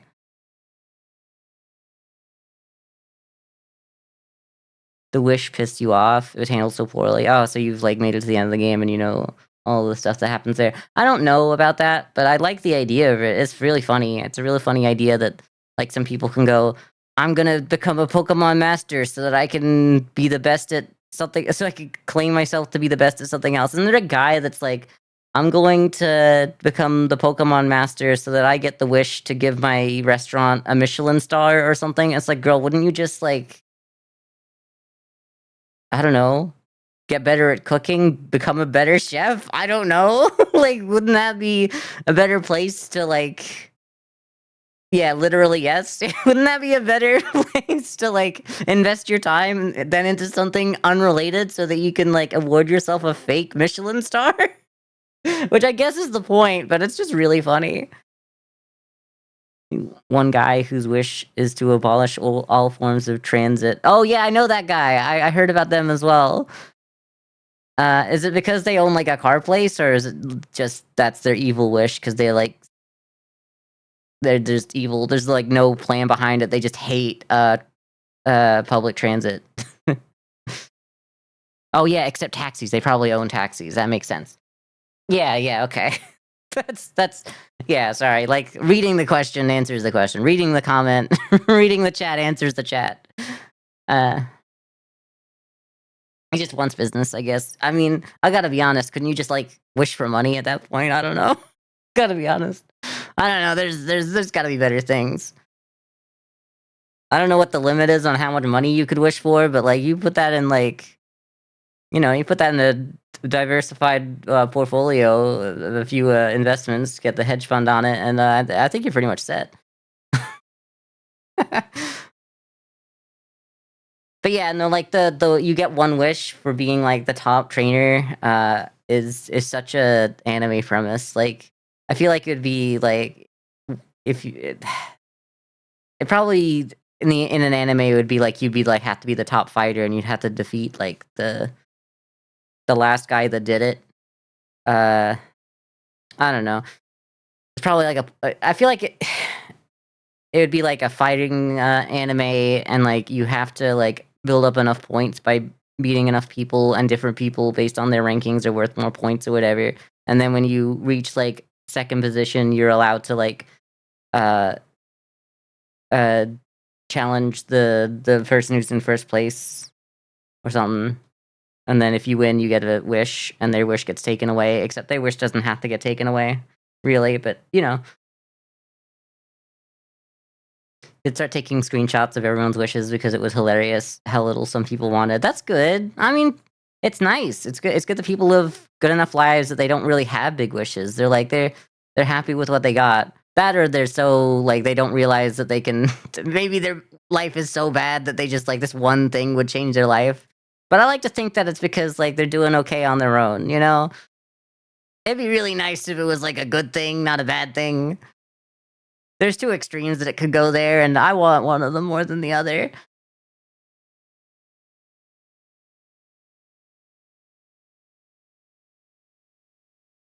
Uh, but yeah, like the Michelin star guy. That's just top tier for me. I'd probably do the same. I'd be like, I want to be the greatest streamer or something. I don't. Not really. There's better wishes, but like imagine, I don't know. Like imagine that they fulfill your wish, and it's not that you're just like better at streaming. They just kick everyone off the platform that has like a higher subscriber number than you or something, and that's the reason why you're the best now or something. I love me a nice like genie wish as well. I don't know if they'd really do genie wishes in it, but well, like monkey's paw. I guess genie, monkey's paw, they're kind of similar. Monkey's paw are usually like more malicious than genie ones though.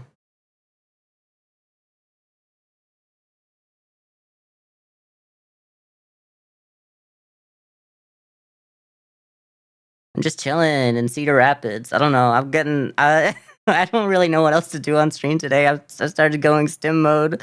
I've I pulled out.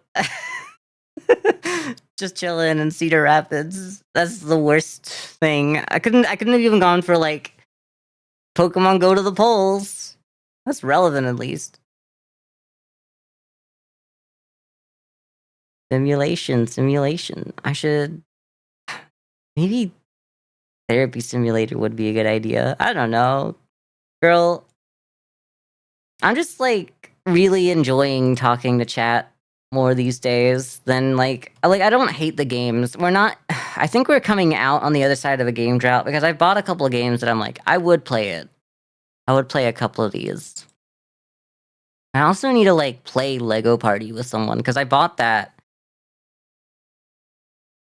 And then Joey's wife showed up. No, it's fine. Obviously, like, it doesn't need to be with Joey, as well. But like, um, it's just funny how every one of our friends basically goes, "Well, we can't do anything while Joey's away." It's like, yeah, I guess not. Still haven't bought Lego Party. Is it still on sale? I don't know. How dare his wife show up? Yeah, this is all Rose's fault. I bought a game to play with her husband, and then she just had to go go and visit her husband like a loving wife. How dare she?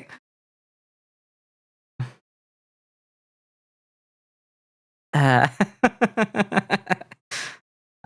is it? It's not on sale anymore. That's fine. It'll be on sale in like a few days anyway when the holiday sale starts. Vivian owns it. I know that, but like Vivian owns it of all people. Like it's crazy. For a while there, like Vivian and I just didn't have the same games. Like we were playing Mario Party a lot. I say a lot, but it was like maybe once a month, if that even. Uh, I like 3 games in your cart right now, but I really shouldn't buy it. I get you. What games are they? I'd love to know. And I'll let you know what games I just bought.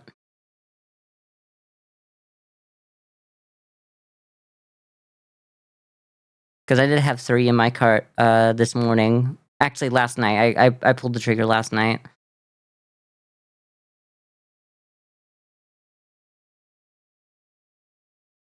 Lies of P, The Altars, and okay.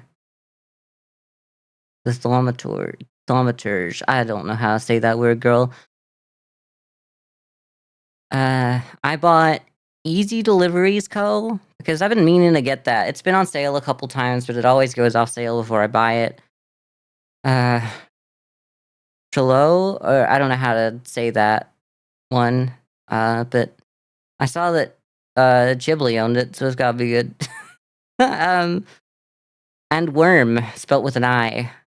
I've got another game that is I would kill you as a worm, and as long as I get to stream like on time, I feel like I could play both in one stream as like a worm double feature, and that's kind of like that's my next like goal is to like show up like, I don't know, I feel like I haven't done a lot of event streams recently, like, in the past year, and I think it's because whenever I stream for, like, every day of the week, not including the weekends, but then I burn myself out, and then I have no time to, like, plan something bigger, and I think because 'cause I've been thinking about dropping a day and going 4 days, and then maybe I'd actually stick to actually doing it, but I'm starting to think maybe we just go directly to 3 days, because like, Monday, Tuesday, Wednesday would be all I need to, like, do some real good streams and then do some good work, editing those after it.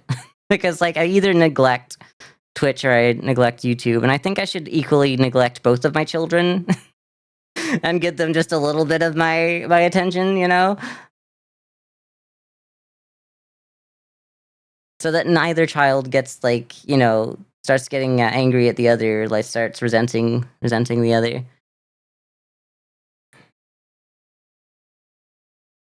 And, I did the music stream last week, and I feel a little bit better about being on camera again now after that.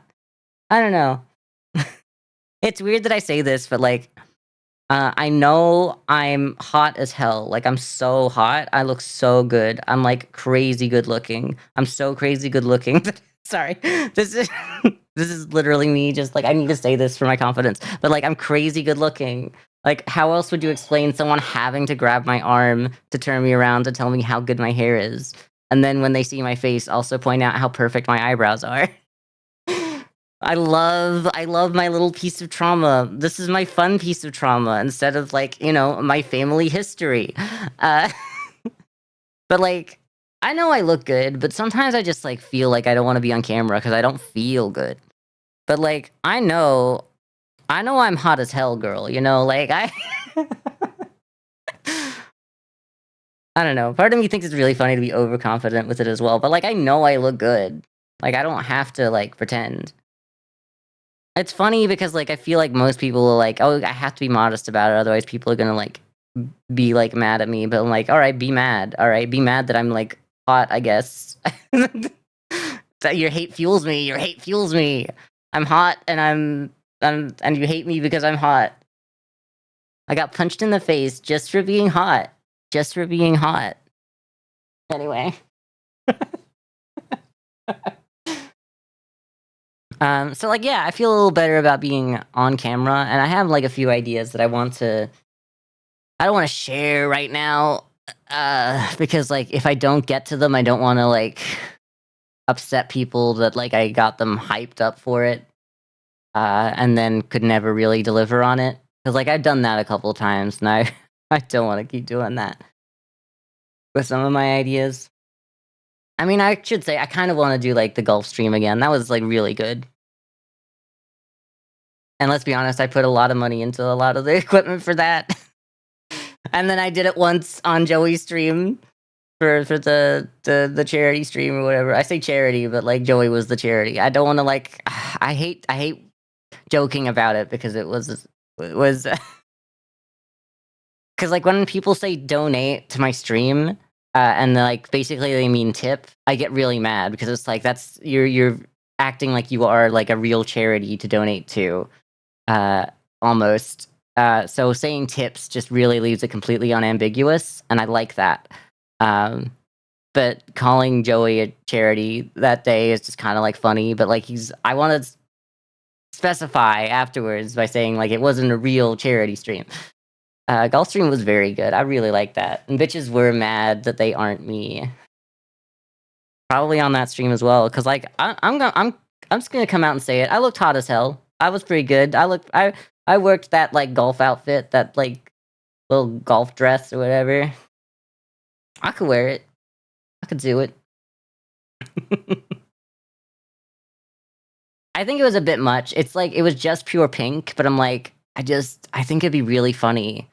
Uh, and I couldn't find any other color that was really better anyway when I was looking for something like that. And I'm like, just leaning into like the pure like pink aesthetic of it was kind of fun.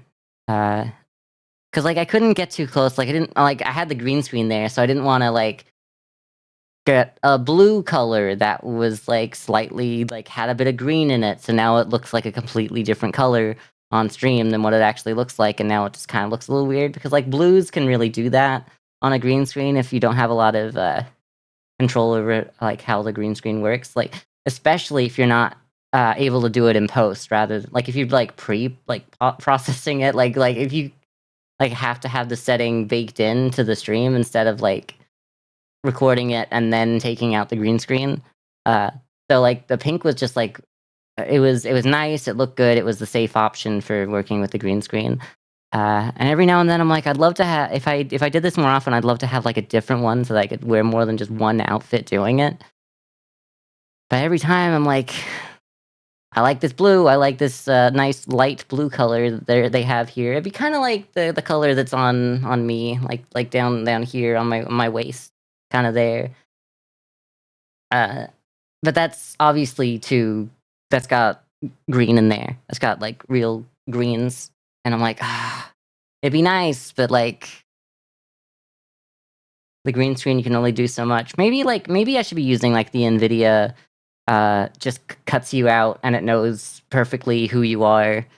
Anyway, because I don't know, I'm pretty old school by using green screen when everyone's just using the like TikTok filter that like cuts you out, even though like sometimes you'll see that it like cuts out your face as well for a second, or cuts out your hair really funny, so it thinks like the wall is part of your hair as well for a second, and then starts phasing in and out. But as someone who looks like this and their stream looks like this right now, I pride myself on having my stream look professional. It doesn't look that professional, but like I'm slowly letting myself look more unprofessional for the bit as well. But it's like when I can do better, I'm like, but like I can do better. And I think I've missed the entire point of the internet because like looking unprofessional is like kind of the point. Because like we don't like the idea of like people um, I don't wanna watch someone, like, be, like, a professional, like, TV channel, you know? Actually, I do kinda wanna watch someone do that for fun, and then I wanna see it go horribly wrong. So, yeah, I think it's kinda like we want to see people who don't have the budget. We wanna see what they can do with, given, like, the tools that they have, even if they don't have, like, money. But then I'm like, I like that for other people, but for me, it needs to look good, which doesn't make sense. Which doesn't make sense at all. Anyway, I've been yapping all stream. Uh, you know what? I'm kind of looking at there's some other games I've been meaning to play. I do want to also do like the tier list of games that I've played this year. I guess the more streams that I do that are just chatting, the less I need to do to prepare for that because I've already done. Let me take a look at my Steam replay. I could probably like just show you guys that. It's not gonna matter. Let's see if I can add the Steam replay.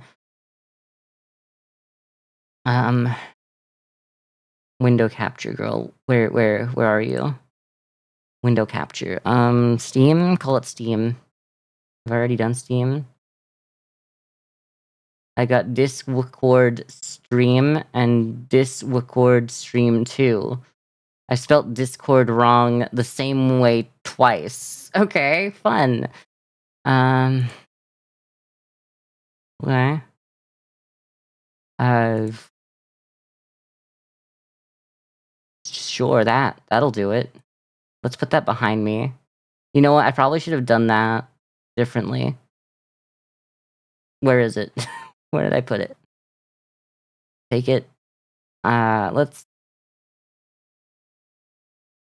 turn that off. Take me here. Let me put it here, right next to Cast the Cloud or whatever. Oh, I can't add it. Whatever. Because like, if I'm gonna mention what games I'm looking at stream and like that I looked at streaming the entire year, I might as well go through my Steam replay. Um,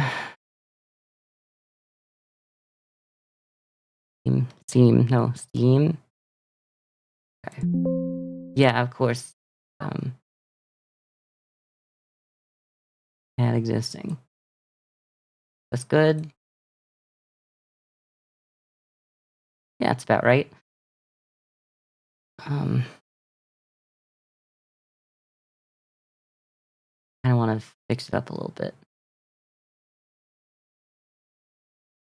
Uh, don't know where I put it. I put it in. Yep, I put it in supporter graphics. Nice. There we go. That's back.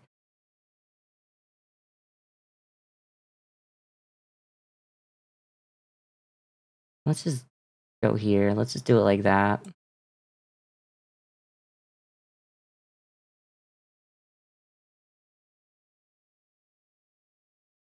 That's fine. Okay. This is me. This is my Steam replay. Because I don't feel ashamed of sharing this one like I felt ashamed of my Spotify for having Chad Kroeger on it of all people. Like, come on. You listen to 149 minutes of music and it's all Avril Lavigne and then he shows up because like he has a duet with her because they're married or something or were. Yeah, yeah, because he was, he has like a duet with Avril Lavigne. Like I don't use Spotify. I use it when I'm on my bike, when I'm on my motorcycle, and I'm having it tell me like where to drive, like for GPS. Like I have audio GPS for it sometimes from my phone, and just because I have it through Bluetooth, I need to have the I need to have something playing at all times to make sure that the Bluetooth hasn't cut out. Because otherwise, I get really scared that like I've just missed all of my turnoffs, and the Bluetooth has like died, and it just like hasn't said anything. Because that's happened before. But I haven't. I don't think I've missed a turn off, like a turn or whatever, because of it. Because I get too scared and I stop and I go, oh, it's dead. But yeah, so like I'll put Spotify on so that I have something constantly playing, so I'll know if it cuts out. So like I'll put like usually like I'll just click the nearest artist that I recognize, and just like shuffle their entire like whatever their entire catalog is. So it'll be like, because like I listen to Avril a lot. It'll be Avril Lavigne. It'll be Evanescence. It could be Pink. Like those are kind of usually the front runners for like who'll end up like being at the top there. And evidently, uh, the when I needed to do that this year with Spotify, I'd listen to Avril, and they have one song called "Let Me Go," which is a duet with Chad Kroeger, and I'm not a huge fan of it, to be fair, but I do. I don't really like have the control when I'm on my motorcycle to get my phone out and hit next song. So I just kind of suffer through it.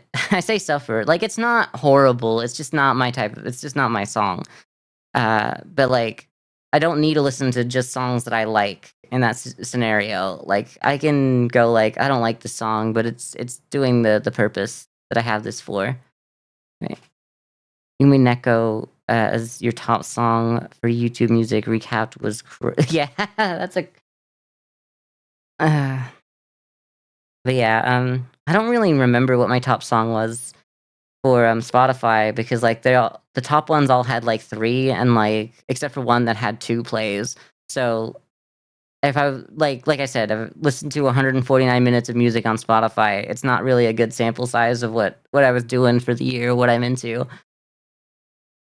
So that's why I got my listening age to be 41, which kind of makes sense because like if I was like if I only listened to Avril through Spotify for the time that I had to travel like 2.5 hours with that in, then it's gonna be like the same age as the artist who is 41 years old or whatever. She's 40 or 41. She might be 41 now. Yeah. And then it also was like your fifth favorite artist was Cardi B, and I'm like, what do you mean? There's no songs on the like that I listen to at all that are Cardi B. So I think I just ran out of artists, and somehow it either picks randomly from like artists that you've listened to the same amount of, so it like randomly picked Cardi B out of everyone, or something else is going on there. Go Phil's first act.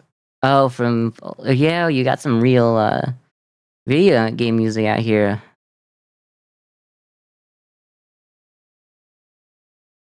Anyway, let's go through the Steam replay for me. 2025. I went through this a couple weeks back, not realizing that it wasn't the 2025 one, and I was like, really? My most played game this year was Deep Rock, which I do appreciate. Like when Babs bought it for me, that was really nice and kind. And Babs is a good friend.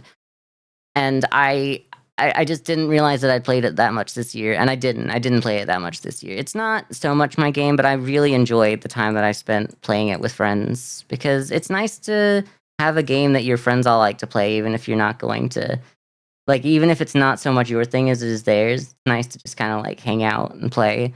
And like you got to learn somehow that it's not your game. Like, I don't hate it. I just think that there's a lot more people that enjoy it much more than I do. Cause like I think I get burnt out if I play too much of a game too quickly.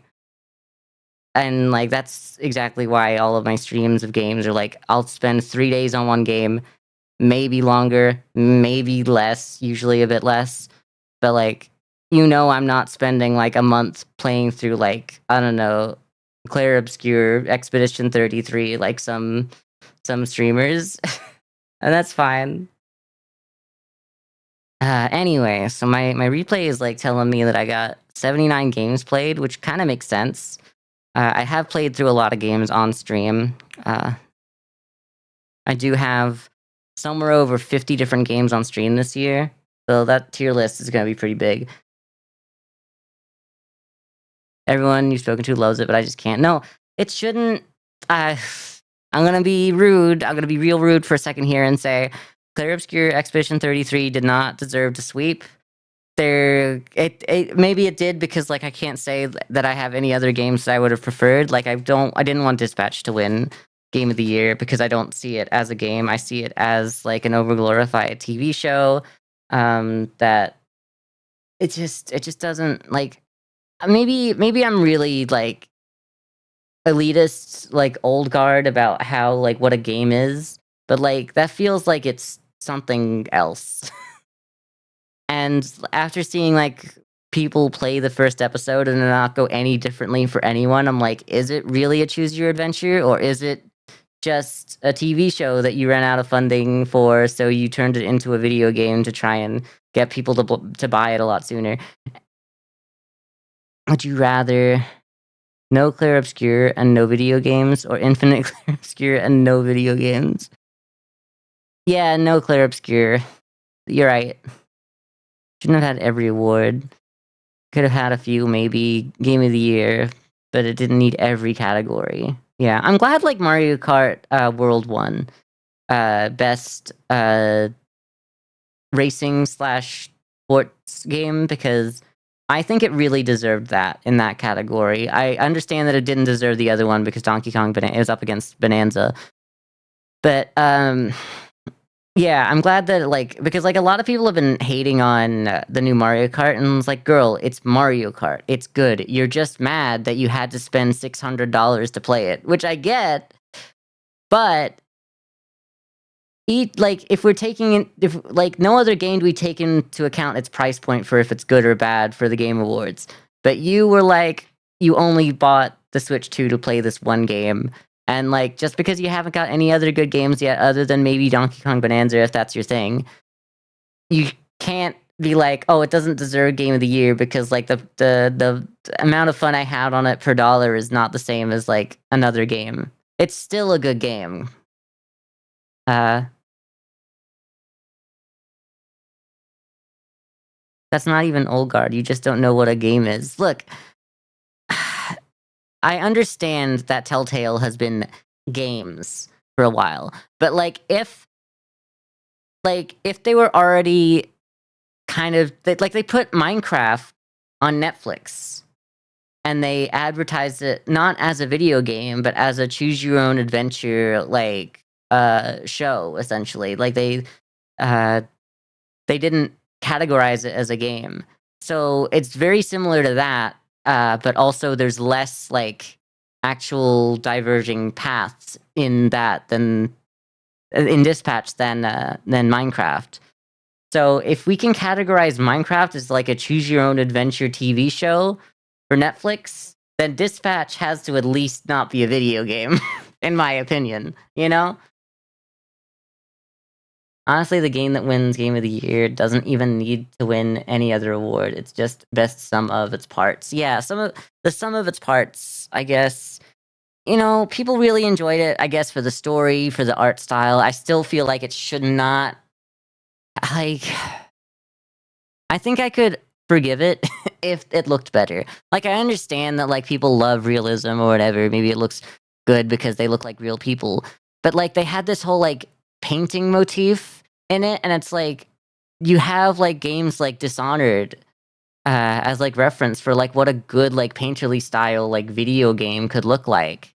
So, couldn't you, like, draw from, like, that? I mean, Arcane is also, like, a French studio, or was. So, like, I guess I can't be too mad at the French, but, like, I just think that if you're gonna have, like, the painterly motif, you should have, like, a bit more painterly, like, visuals as well. Like, I don't know, I think that Dishonored, like, the original Dishonored just looks like a better game um, than Clair Obscur. Uh, and I get that it's older now, and I get, like, they've had, like, the sequel like, Dishonored 2 definitely looks better, like, than the first one. The first one is good as well, but you can definitely see where it's aged. But, like, as I said, just, like, from an artistic standpoint, I think, like, that kinda style, not directly, but, like, that painterly style is so underused in video games, and when, like, the bad guy in the game is, like, what, like, the painter, the paintress, or whatever she's called? Like, it should have been, like, painterly styled, in my opinion.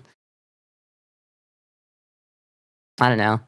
Maybe I shouldn't be doing this right now. Anyway, so these are some of my 79 games, I guess. I don't know. The one demo is, damn, what was it?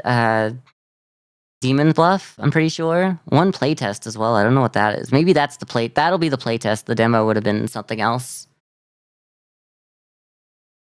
I don't know. Maybe interchangeable to me. I don't know what the difference is at this point. Demo doesn't mean that it needs to not be released.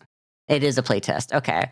Yeah, because like when I saw playtest, I'm like, well, it's a playtest because like the demo is usually like it doesn't have to be out yet, but like more often than not is like it doesn't go away because the game's out.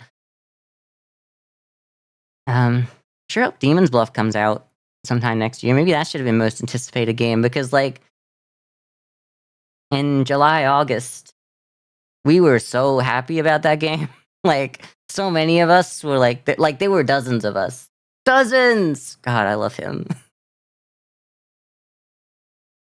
He might be the funniest actor of all time. Anyway, yeah, I'm looking forward to Demon's Bluff. He's a it's a good game.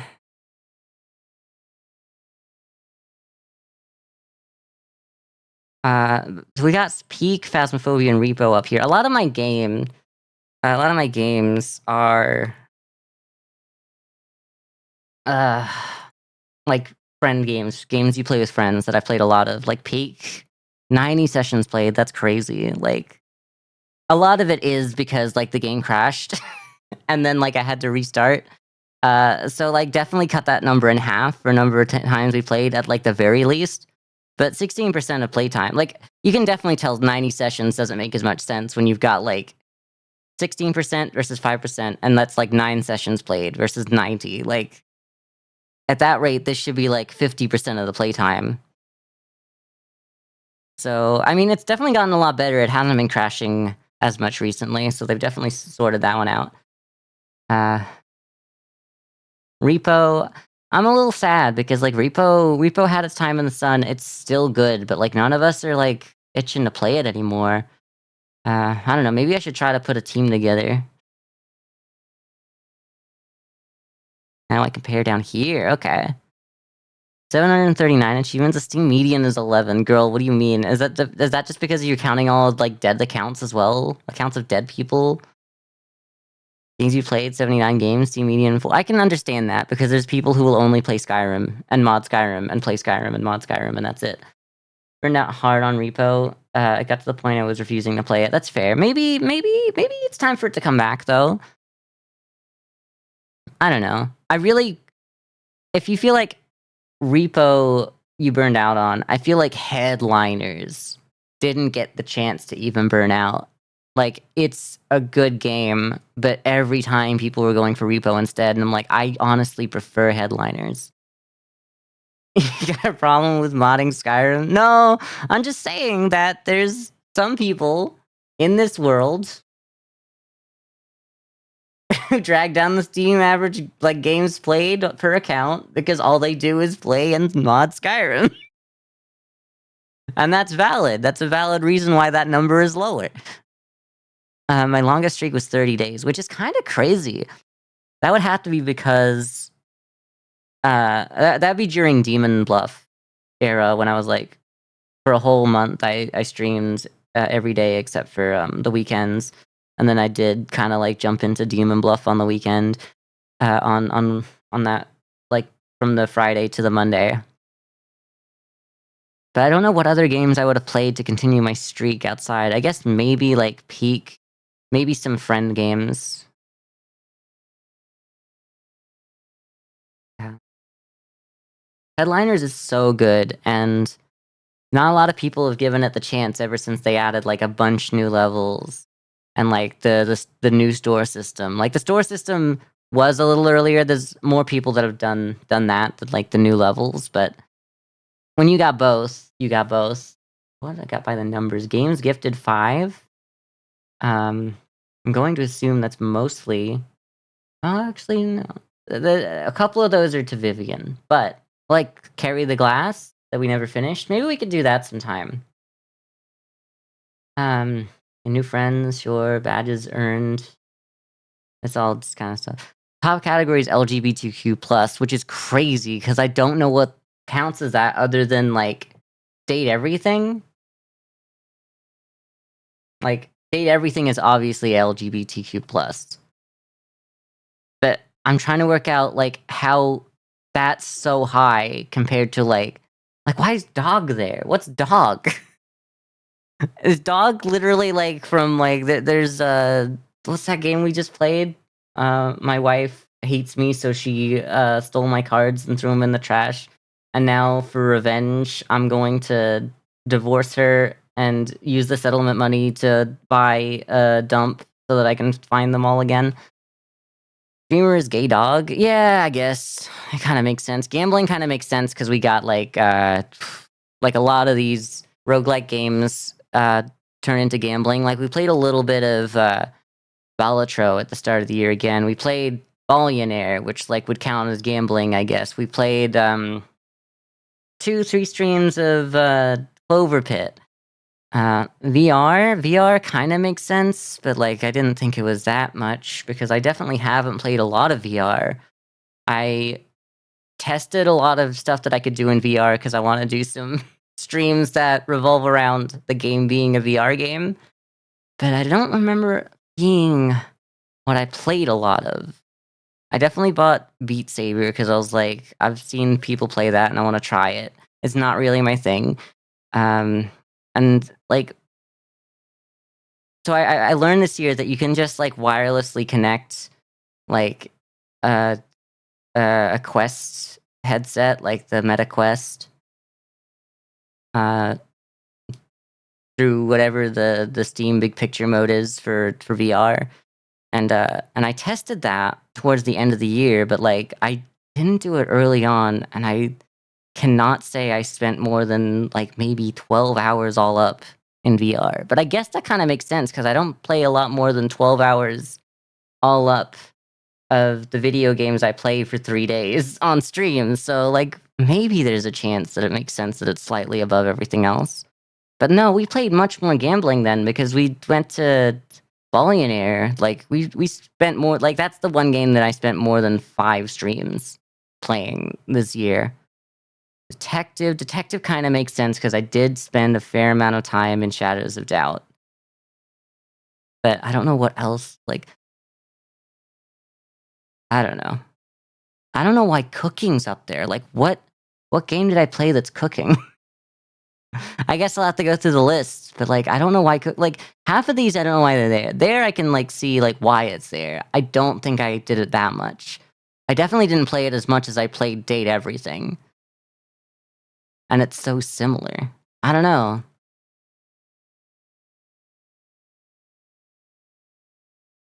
Eek, yeah. I mean, it came out here. Oh, we had a resurgence in November. Kinda almost died out for September and October. I got all of the achievements except for the ones that I didn't get. There's still, like I still, like, have 12 achievements, and I'm sure I'll get it if I keep playing it, but, like, I'm not the type of person that goes after achievements. I'm not an achievement hunter. I like achievements as a way to go, "Huh, I happened to do this while I was playing the game. That's fun." Fun to look back and see, but I don't know, I'm not much of an achievement hunter. I knew this one was just early in the year because, I've been mentioning, like, I have a video that's from January of Phasmophobia that I still haven't released. I guess I just opened it in March, but I never meant to play it. April, we must have done a session, in August, okay. But this is probably, like, 3 sessions, 3 or 4 sessions, 1 session, and 1 session. We got achievements in this. I didn't even know there were achievements in Phasmo. Must be a new thing they added. 3-day streak on that. Am I looking at the streaks on these other ones? 2-day streak. Trying to work out why I would have a streak on Phasmophobia because I would do it every week. So that's number of days that we play consecutively.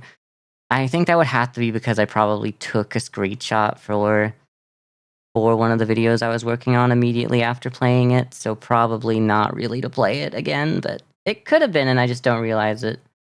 6-day streak of peak kinda makes sense because you play it for an hour and then you put it back down.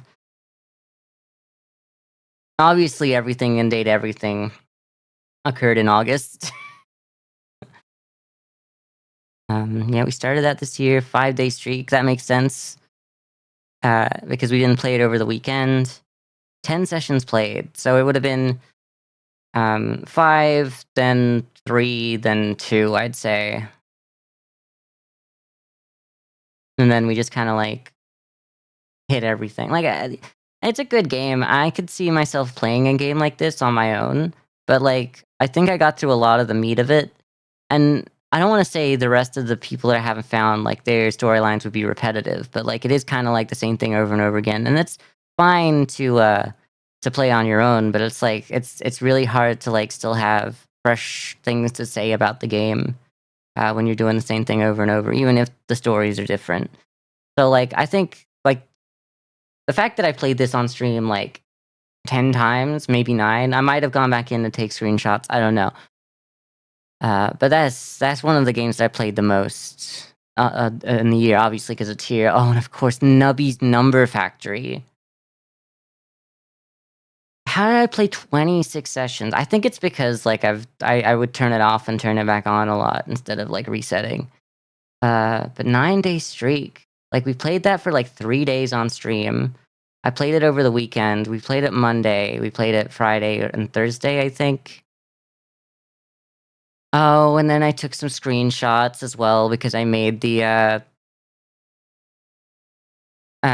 made the short where I had to, like, get Nubby because I had to put him in front of where he was so that he'd be in front of me because I did the bit of eating Nubby on stream. That was a good short. It didn't get a lot of views, but, like, I'm really happy I made it, though. You played Nubby on the stream the Steam Deck? Sorry, it's the same thing twice. The Steam Deck, that makes sense. It's a kind of a Steam Deck game. It's kinda like I don't wanna say it was this year's, Balatro because it wasn't.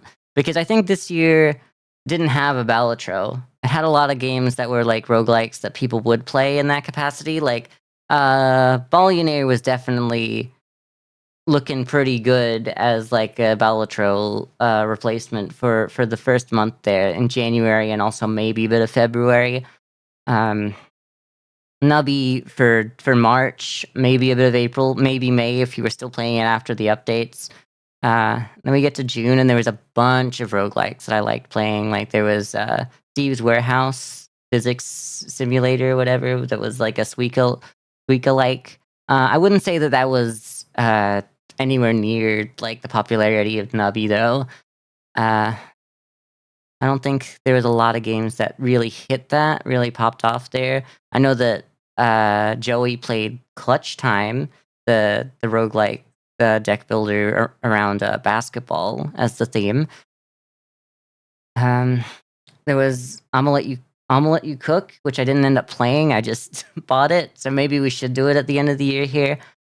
Um, and I think that one held some people for a couple of weeks.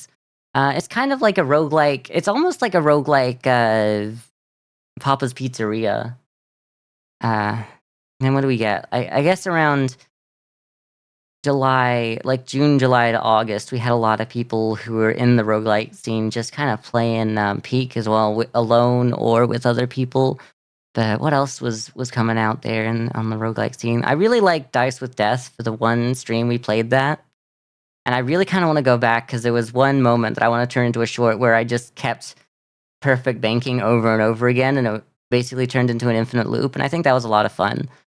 So that game has some sauce. I think I should probably come back to it sometime soon because it's been a number of months. And I think they probably fixed accidentally getting a little too infinite on it. And then we got like September. This was kind of like Mega Bonk hours, and people were really into Mega Bonk. I guess a little bit before here is probably Clover Pit as well. I did kind of sleep on Clover Pit's arrival. But yeah, Mega Bonk over out here. It wasn't my thing.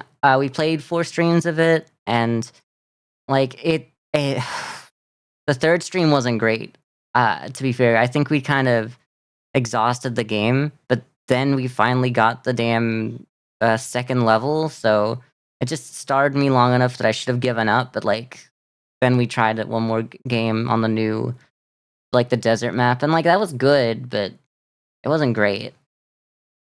And I think the way that you unlock that is that you had to win as a certain character, and I just didn't play as that character a whole lot, which is a bad way to unlock the second map, to be fair. I think because like you want that kind of variety in your game. Like if there's a chance that people aren't going to unlock the second level for that variety, like it's good that you have a bunch of different characters for sure, but like as soon as you have another level with those 5 characters at least, that goes from like 5 different outcomes to 10 already.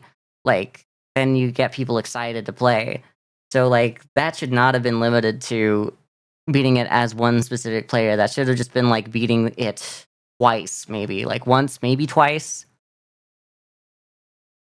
That's my one issue with Mega Bonk is that I don't think they really knew how to unlock the characters. But like Danny Dev, uh, Vetinad, whatever he calls himself here. Like I'm sure like he understands how to make a game. I just think that was a little bit of an oversight there, and it didn't hit everyone as well. So maybe I could have enjoyed that game if I had have not had that experience. But I don't know. Just walking around begging not to die doesn't really do it for me too much. Yeah, guess that's really it. I haven't really hit another one after that. I still think that, like, based on the fact that Clair Obscure Expedition 33 is technically an indie developer, and technically Dispatch was an indie game as well, and an indie debut because they're they're technically not Telltale because Telltale went bankrupt, dissolved, reformed, and then other people who weren't in the reformed Telltale made whoever the hell made Dispatch. Like if that can count as like an indie debut, I feel like Megabonk should have been able to count as well. But like I've spent a long time arguing with people in Discord with that. And by people I mean mainly Rock, but I think we kind of weren't like we weren't arguing in like bad faith. I think we just shared like each side of our view, and then I think they understood why I felt the way I did. I don't like Megabonk as a game, but I do respect that it is a game, and I think that its success should be rewarded if it's successful. So I don't think they should have had to have drop out of the race and not accept the nomination for best indie debut, even if they were, even if it isn't their first game as a solo dev. Like they made a whole new studio essentially by having another name to publish it under. I think that technically should count, but like I'm not going to tell them that they like it was on them. Like if they wanted to accept it or not, I wouldn't have told them that they've done the wrong thing. In fact, when they did drop out, I was like, yes, I hate this game. I hate this game. I'm so glad it's not going to win indie debut. And then Claire Obscure won indie debut, and I'm like, okay, whatever. Maybe there was no good games up for indie debut. Maybe I hate every single indie debut that was on that list. Because, like, we didn't even, like, there's so many games that I played this year that were good indie debuts. I'm going to be real. And they weren't there.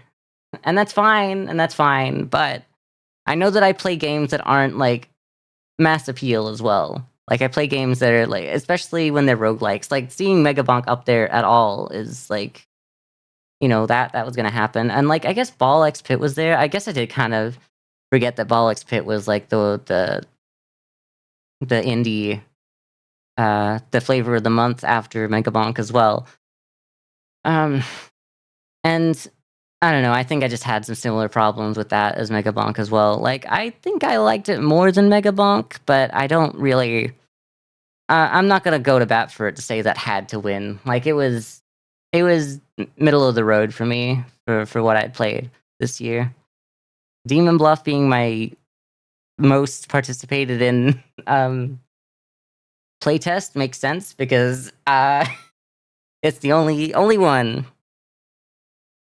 I mean, it looked really good. The fact that you could get me into a playtest for a game, I don't playtest games. I usually go, I want the game to be finished. I want the game at the very least to be in early access before I feel like I can play it on stream or like before I even feel like ruining it. Like, I don't want to say ruining it, but like it being your first experience with a game, like your first, that's a lot. That's a big thing. First experiences, first impressions are everything.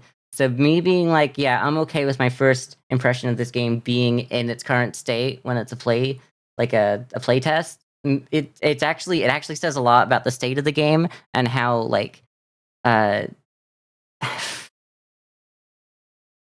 how like I don't want to say addicting, but how like pleasing the gameplay is, how pleasing the loop is to like even in its current state. Like in its current state, I would say like maybe it needs some work, but like I don't even think it does per se. I think like it's essentially in a state where like that's early access, baby. That's like that could be like a full game if they weren't like trying to probably do a little bit more with like the roguelike endless mode, I guess. Uh Love the Blot on the Clock Tower roguelike. It was good, yeah. Very curious what the deck builder portion will include exactly. Like that's they don't even need that, and I'm like, I would just play that game again. I would do it. I don't know if they still had the playtest out, but like, I think that like I'm done if they're only gonna call it a playtest for now. I've had my fun. I've enjoyed it. I'm happy to wait for what else comes next. But the 7 sessions I played, that was good. I liked that. My longest daily streak was 30. Some tabletop. Oh, I probably joined someone tabletop sim to watch them play on the weekend. That makes sense. Islanders New Shores when the game didn't really work for me, so I had to switch off to something else because I never really ended up playing that. I think it's fixed and fine now, but I need to come back to it. Yeah, date everything makes sense. I might have actually played it on the weekends now that I think about it. Not played it on the weekends, but one of those days to get some screenshots, but I don't remember. I think I might have tried to get a screenshot before I realized I could just kind of take it from my stream and it not be too important because I can just like zoom in and not have my little guy in the corner. Oh, Abyssus as well. I was playing that on the weekends. we didn't end up playing that on stream, which is fine. I'm kind of done with it. Though I should like kind of mention like my thoughts on it because it's not going to be in the tier list of games I played on stream. That was a good little roguelike shooter. Um, the Eldritch kind of theme to it was fun. I liked it. One of the bosses was kind of broken, I feel though. Like it was really hard to fight the second boss, especially if you were playing with other people because if you didn't get in there immediately and like you had to like try not to die while you're landing onto the boss's platform and they're already doing their attacks, you kind of get stun locked. But yeah, that's one of the bosses that like if you get hit, you're like stun locked forever basically, which kind of sucked.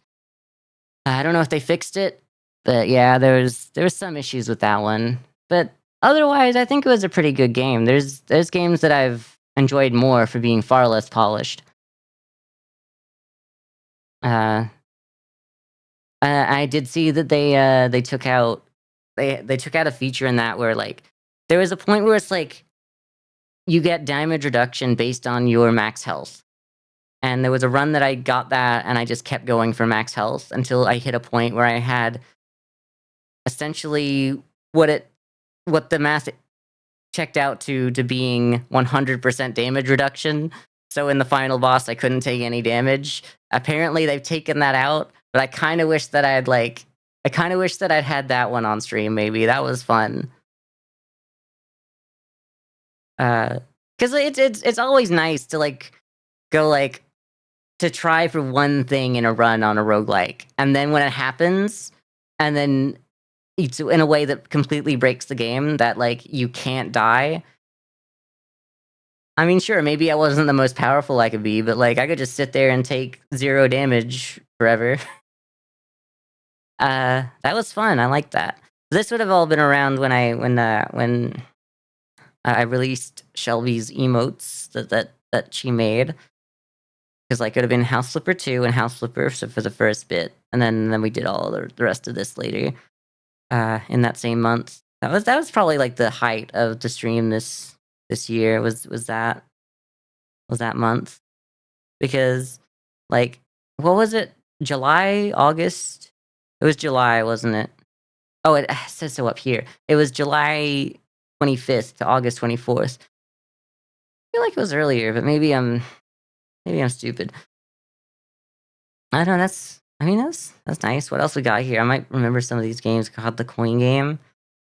I'm so glad I gave up on turning that into YouTube videos because like I really didn't know what I was doing at the start of the year. That one, God, I love Shadows of Doubt. It was really good. And I didn't give it its time in the sun. I mean, I know 13% of my January was good. 3 half streams because I couldn't keep playing it for more than an hour and a half. 3 half streams of Papa's Pizzeria. I definitely wasn't finishing Papa. But I bought Papa's Freezeria, and I was like, should I play that this year as well? Maybe we should just like wait till January at this point and just have like another one. Like I don't know, I don't have to wait a full year to play the next Papa's series. I hope they're gonna do more of the remakes because I genuinely did enjoy the remake of Papa's Pizzeria. I didn't ever really play the original, but I went back and played it, and it does not compare.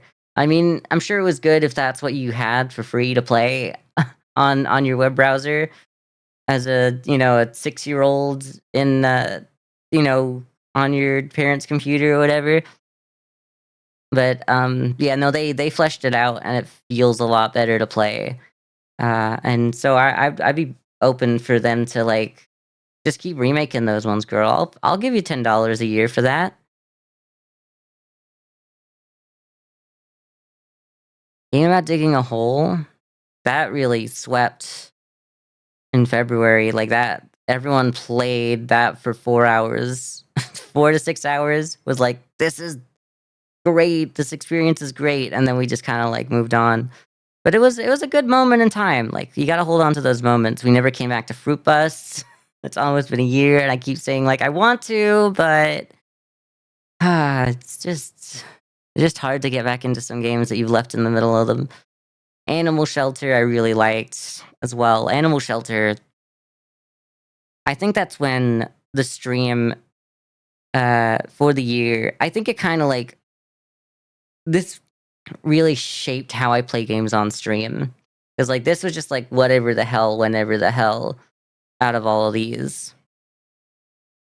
Um, maybe even Untitled Goose Game was like a bit of it, but like once I started going like we did 3 days of this, we did 3 days of this, we did a day of this. We didn't do that in the end. I just ended up playing it with some friends. That was a fun time. We tried to go back into Balatro, and I only played one game of it. I'm pretty sure. And then Carry the Glass was also pretty good with Vivian, even though that we didn't get to finish that one up. But I really should ask her if she wants to go back to it. Nubby's Number Factory wasn't really my fave here. Bartender Hustle, like that really cemented. Like, yeah, let's just play a game until we're done with it, because that took 5 sessions. It survived the weekend, which is crazy. Because like no game survives the weekend for me, basically. Just Date Everything, Bartender Hustle, and what else was there? I don't know, nothing else. Pretty much nothing else. Headliners. Did we end up playing that later on? Yeah, we did. Okay. Just wanted to take a sneak peek. Hey, PP. We're just going through my Steam Wrapped or whatever it's called. My Steam Replay. That's it. Um, Headliners was good. Hotel Resort Simulator was not a good game, but for what we did with it in the end, I'm actually glad that like I had fun with the one day we played it. It was frustrating and difficult to get used to, but like it was an experience I'm not mad about having. All of these have show more. Oh, right, the Looker as well. We did that for one day. We came back to Supermarket Simulator. What's over here? Dodgy Deliveries with Vivian and Snudgely. One Armed Cook. We did that the same day. That one wasn't as good as One Armed Cook. One Armed Cook's pretty good. I think it's free, is it not? Both of these were free. So if you ever need to play a game with your friends and they don't have any money to buy the new game, give One Armed Cook a go. Maybe not Dodgy Deliveries, but like, I don't know. I just maybe we didn't have enough people. Maybe you need like the full squad of 4 to really play it. Uh, yeah.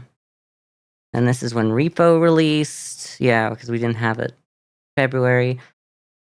Once again, Bartender Hustle. Dishwashing Simulator was a good one-off stream. I didn't know. I didn't know it would be that short or that long. We need to play more Bronzebeard Tavern. That's true, actually, PP. You're right. That's a good game. I went hard on it when I got introduced to it, but then people just weren't really up to play it anymore. But we can't let it fade into obscurity. We'll bring them back. Yeah, this was good. I was like, oh yeah, this is the Timothy Chalamet simulator. This is Wonka. It kind of has some Wonka vibes. It doesn't end the same way. I don't actually know how the movie Wonka ends, but there's no possible way it ends the same way because it's a prequel to Willy Wonka and the Chocolate Factory. So if it ended like this, there would be no Chocolate Factory. You know what I mean? Anyway. It does feel like it was inspired by it, like the dishwashing, like in a prison aspect, and then you go and like explore the tunnels. Because like, doesn't he do that? I don't know. I never watched Timothy Chalamet as Willy Wonka, but maybe I should. Maybe I should actually learn what I'm talking about here. Deer Simulator. Well, if there was ever a time to come back to it, maybe now, but. That was a good one-off as well. I don't really know if there's anything else to do. I did end up buying the DLC, and I think the DLC doesn't change anything other than, well, it doesn't give you more gameplay. It doesn't give you more story. It doesn't give you more places to go. It just gives you more stuff to play with in those maps. But if it gave you a new map, that'd be something else, to tell you what. Kiosk was a good one-off. That was honestly one of my favorite streams of this year was the Kiosk stream. Like, I don't know, I was a bit unhinged. Watching it back, I'm like, I don't know how you managed to make all these jokes, but they're good. They were fun. Kiosk ruled. Yeah, snap. Kiosk was great. The fact that I was like T-posing, I can't really T-pose very well with this new setup. I was T-posing the whole time. Uh, I learned that you can change the damn focal length of the imaginary digital camera. what a what a time that was. Hotel Manager Simulator. I really can just go through all these and like take them as like the like just how do I yeah, I just no, I can copy the page URL. I don't know, I'll just like screenshot them when I do the tier list. But I just want some like a little bit of an overview here. Snap, I hope you're doing well. I don't know how long you've been here or not, but it's good to see you. Motel Manager Simulator was garbage. It was the first game that I've streamed that I genuinely thought about, like, what is my thoughts on returning games that I've streamed? Like, what's my return policy? Because, like, I feel bad using it for, like, content, essentially, to as, like, the background of what I bounce off of on my stream.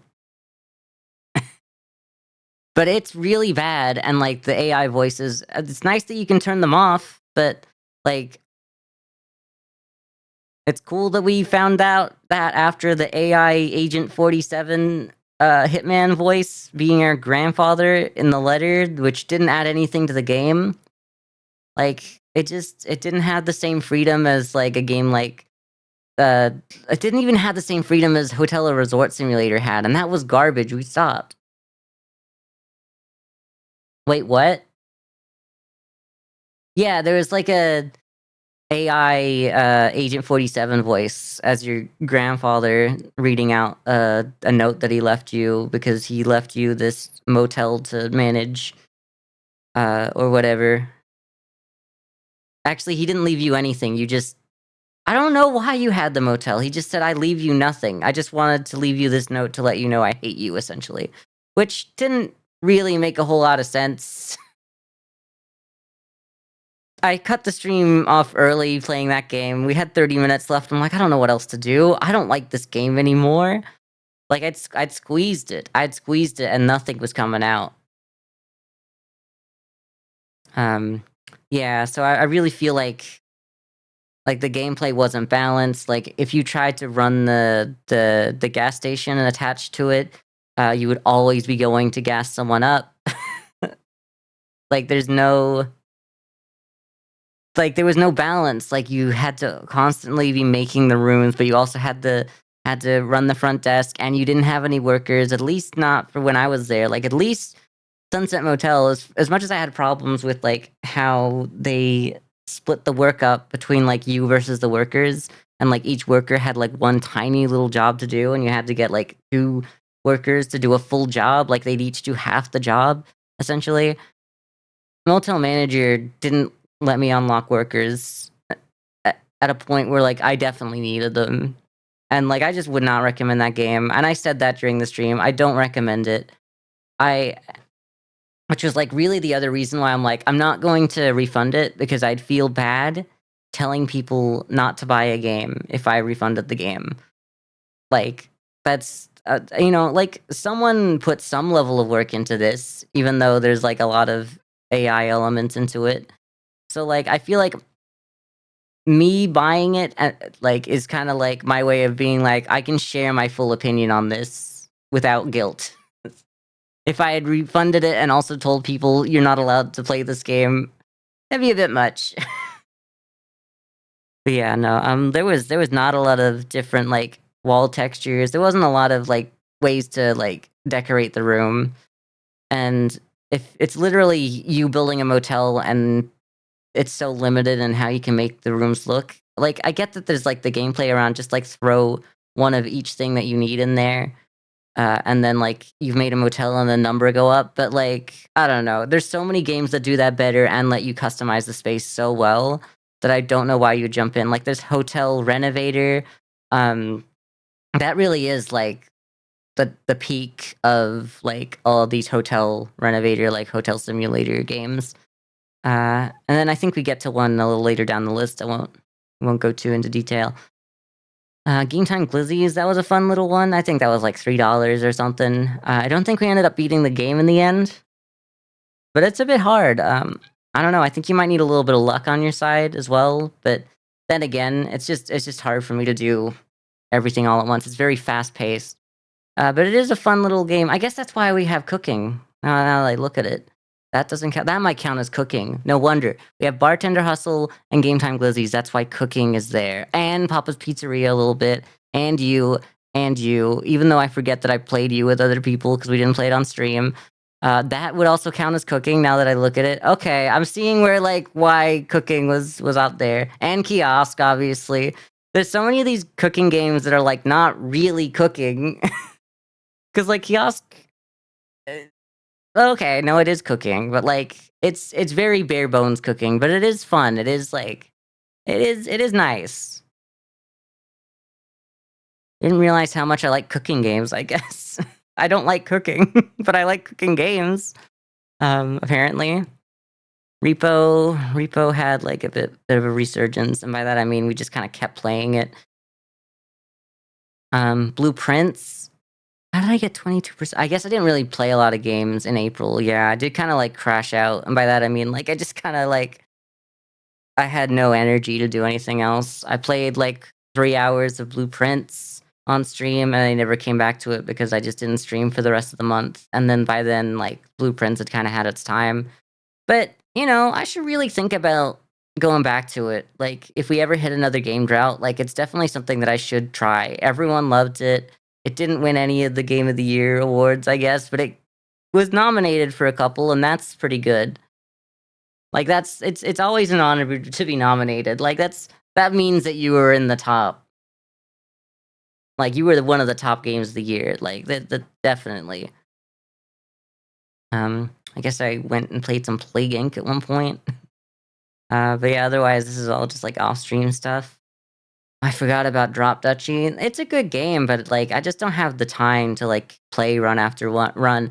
A lot of roguelikes miss me when I have to play them for too much longer than an hour. Like if I'm going like an hour and a half, 2 hours, that's a lot of a time investment. If it's anywhere from 30 minutes to maybe an hour, like that's like prime perfect roguelike to me. Less than half an hour, I'm like, it doesn't feel like it meant anything really. But people like their roguelikes different lengths. Like some people even like Darkest Dungeon or whatever, which is like what 200 hours just for one playthrough. Um, was that the start of Headliners? No, this was the start of Headliners because I'm like pretty sure they came out around the same time as Repo. Glad that we went back to it in May though, but I don't think we ever came back after that. Uh, Lone Star had a similar problem. They were very similar roguelikes to me in that this one took a little bit less time, and I do like it. It kind of does feel like a spiritual, not really completely a spiritual successor to FTL, but it was fun like FTL. It doesn't have the same gameplay, but like it has the same vibe.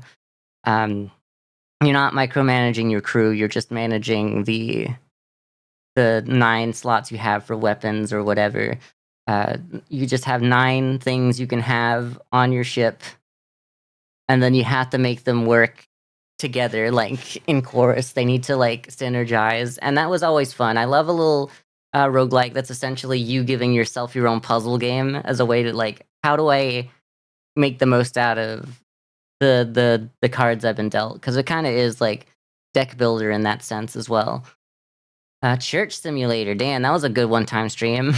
I knew for a fact I wasn't gonna go more. Pretty sure this is like AI generated as well, looking at this part, but like I don't think any part of the actual game itself was. I hate that I have to like look into these and go, are any of these AI generated? Because yeah, I mean this looks AI, and I don't want to say I should forgive people for making their thumbnails AI, but like that's the most. That's like that's if I was able to forgive anything being AI, that's the most forgivable part. As long as the rest of the game was actually made. Like, I don't care if you're using, like, Unity assets that you've bought off of the Unity store. That's fine too. But, like, as soon as you're, like, starting to vibe code, it's like, I don't know, really giving you the time of day on my stream. But no, the actual gameplay around Church Simulator was fun. I don't think it'd be fun for someone who actually wanted a real true to life church experience. I mean, obviously, like, I don't think anyone would enjoy this if they wanted, like, to get into some, like, deeper mechanics around what running a church would be like. But as, like, a fun, like, meme joke around, like, what it would be like to run a church if, like, all you were trying to do was make as much money as possible. Wait, no, maybe it is the perfect maybe it is the perfect example of what a church simulator would be. No, but yeah, like, if there was, like, they completely had no shame and wanted to make as much money as possible just to go next door to gamble it all away on the slot machines, maybe it is the perfect example, actually, now that I you know what? No notes. No notes. Vellum was fun, didn't play that one on stream. Nine Kings was good, did play that one on stream. I think it kinda ran out of sauce for me, uh, but we did play, like, what, 3 days of that on stream? It was fun. I hear they've got more than Nine Kings now. Like, when we played, there was 7, now they got, like, 10 or something. I don't really know what the point of the name Nine Kings is if there's more than 9. Because, like, when I saw that there was 7 and they had plans for 2 more, I was like, "Okay, good, that's Nine Kings, that's the Nine Kings, that's cool." Tranquil Isle is a fun little, like, this was someone's attempt to remake, what's the game called? Um, game. Where you at? Lost it entirely.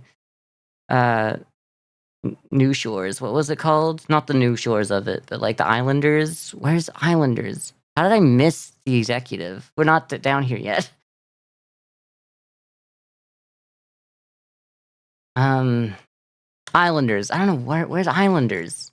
Maybe it's later. Maybe it's actually later and I don't realize it. It is, yeah, okay. But yeah, this was someone's attempt. Oh, it's literally just right after. Because yeah, I stopped playing Tranquil Isle because I'm like, this is just like Islanders, but not as good. But I'm glad that I gave it some support because someone really did try, and there's some interesting mechanics that differ from Islanders, and I like that you can change like the look, or you can change like the color palette of your island as well. That was fun. I liked that. I mean, we always play in Jackbox. There's not much to say about him.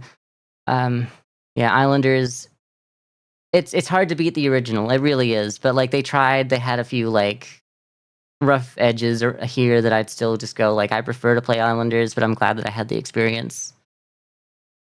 I probably wouldn't go back to Tranquil Isle unless I'd seen that they've like updated it and like there's some major changes to really go back to. But yeah, no, I still liked it. And I would recommend people try it if they have if they had the money for it. But like, once again, just so you know, you're getting yourself into a game that is 2 hours in length by the time you're like, I think I'm done with this. And not a lot of people have like, the $10, $12 to just go like, I'm going to throw that on a game that lasts me 2 hours when you could play other games, I guess. So like, there's an audience for it, but I understand that it's not for everyone. Peak came out in June, and people loved that one. Me as well. I really did like it, and I still do. Did y'all get to do the damn Babinos concert? Because I did that. Obviously not on stream because that wouldn't have gone well. That wouldn't have gone over well with Mr. Babinos himself. Uh, it was crazy because like I saw that he like announced that he was quitting music on Twitter. He's like, uh, "Fine, you all win. I'm quitting music. I'm no good at it. Whatever. I'm gonna go join IDF or whatever, like an Immune Deficiency Foundation or something." I don't know what he said. Uh, and then just like the weekend comes around, and then it's like, "Hey, scouts," or whatever they sound like. "Hey, scouts, uh we're proud to say that we've partnered with Bibinos, whatever. I'm sorry, I don't. I just love calling him his not real name because it's funny to call him Bibinos. I don't like his music. I don't like the guy. Like we love a left wing grifter. Like that's a new thing, I guess. Like it's nice to see someone who's not just a right wing grifter. Anyway, Hotel Owner Simulator. That one I did like. That one I had some pretty good rooms in, and I'm actually kind of proud of that. It's a very interesting game. There's a lot actually fleshed out in the building of it. Like, cause you can like the rooms load like you if you go into the rooms, it like loads a whole new like instance essentially, and like they don't care that the rooms would technically be overlapping, and that's fun. I do like that you can literally just build the rooms out of blocks yourself, or you can go with like here's some that we have, or I think there's even like user generated ones. Like there's a lot there. That was actually a whole lot. Uh, and someone who really wanted to do a good uh like hotel simulator made that one, and I'm actually really impressed with some of the mechanics. While it was lacking in some other areas, I'm not big on the start of it where you just go to like the big hotel and you're like, and it turns out it's like a dream, and like you go down to the pier and like you have a beautiful woman waiting for you. I was like, that's a bit creepy. Like, come on, this is a bit weird. But everything after that kind of brought it back for me. Uh, he seems fine. His music you can care so much for. Okay. I listened to like two of his songs because he did them with Louis Grant. I listened to three of his songs, and I listened to them exactly once because they were the three songs for the Peak concert. that's that was that. Uh Back to Nine Kings for a little bit. It was fun. It's fun. I don't know if I'd really go back to it now. I think I had my fun with it. It kind of does give mobile games a little roguelike for mobile gamers. Uh, Laundry Store Simulator. That's kind of like the sleeper hit for me this year. Like I really did like it. I know it's weird. Uh, it's a weird one because I think it released like roughly a year ago now. From now, uh, so it wasn't a 2025, but like it something about it, just the way it juggled the mechanics of it, uh, I was kind of a bit like I didn't understand it all to begin with, but like by the time I ended, I was like, I understand the mechanics. I kind of shot myself in the foot by not knowing when was the right time to hire other people to do the jobs. And then like the storylines that were just like happening outside your laundry store on the road, they were just like there was enough there. Like it's nothing really like to just to have like people you can talk to, new people to talk to, and you see like their entire life go by before your eyes in 3 days in game.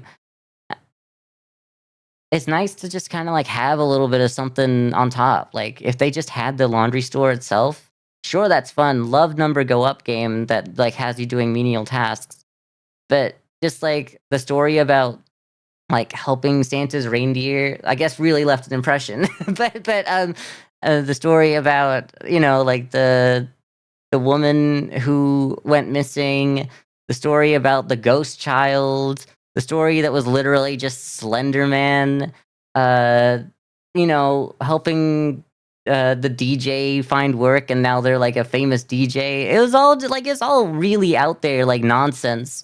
But it was a lot of fun to just kind of have that in the background of like playing Laundry Store Simulator.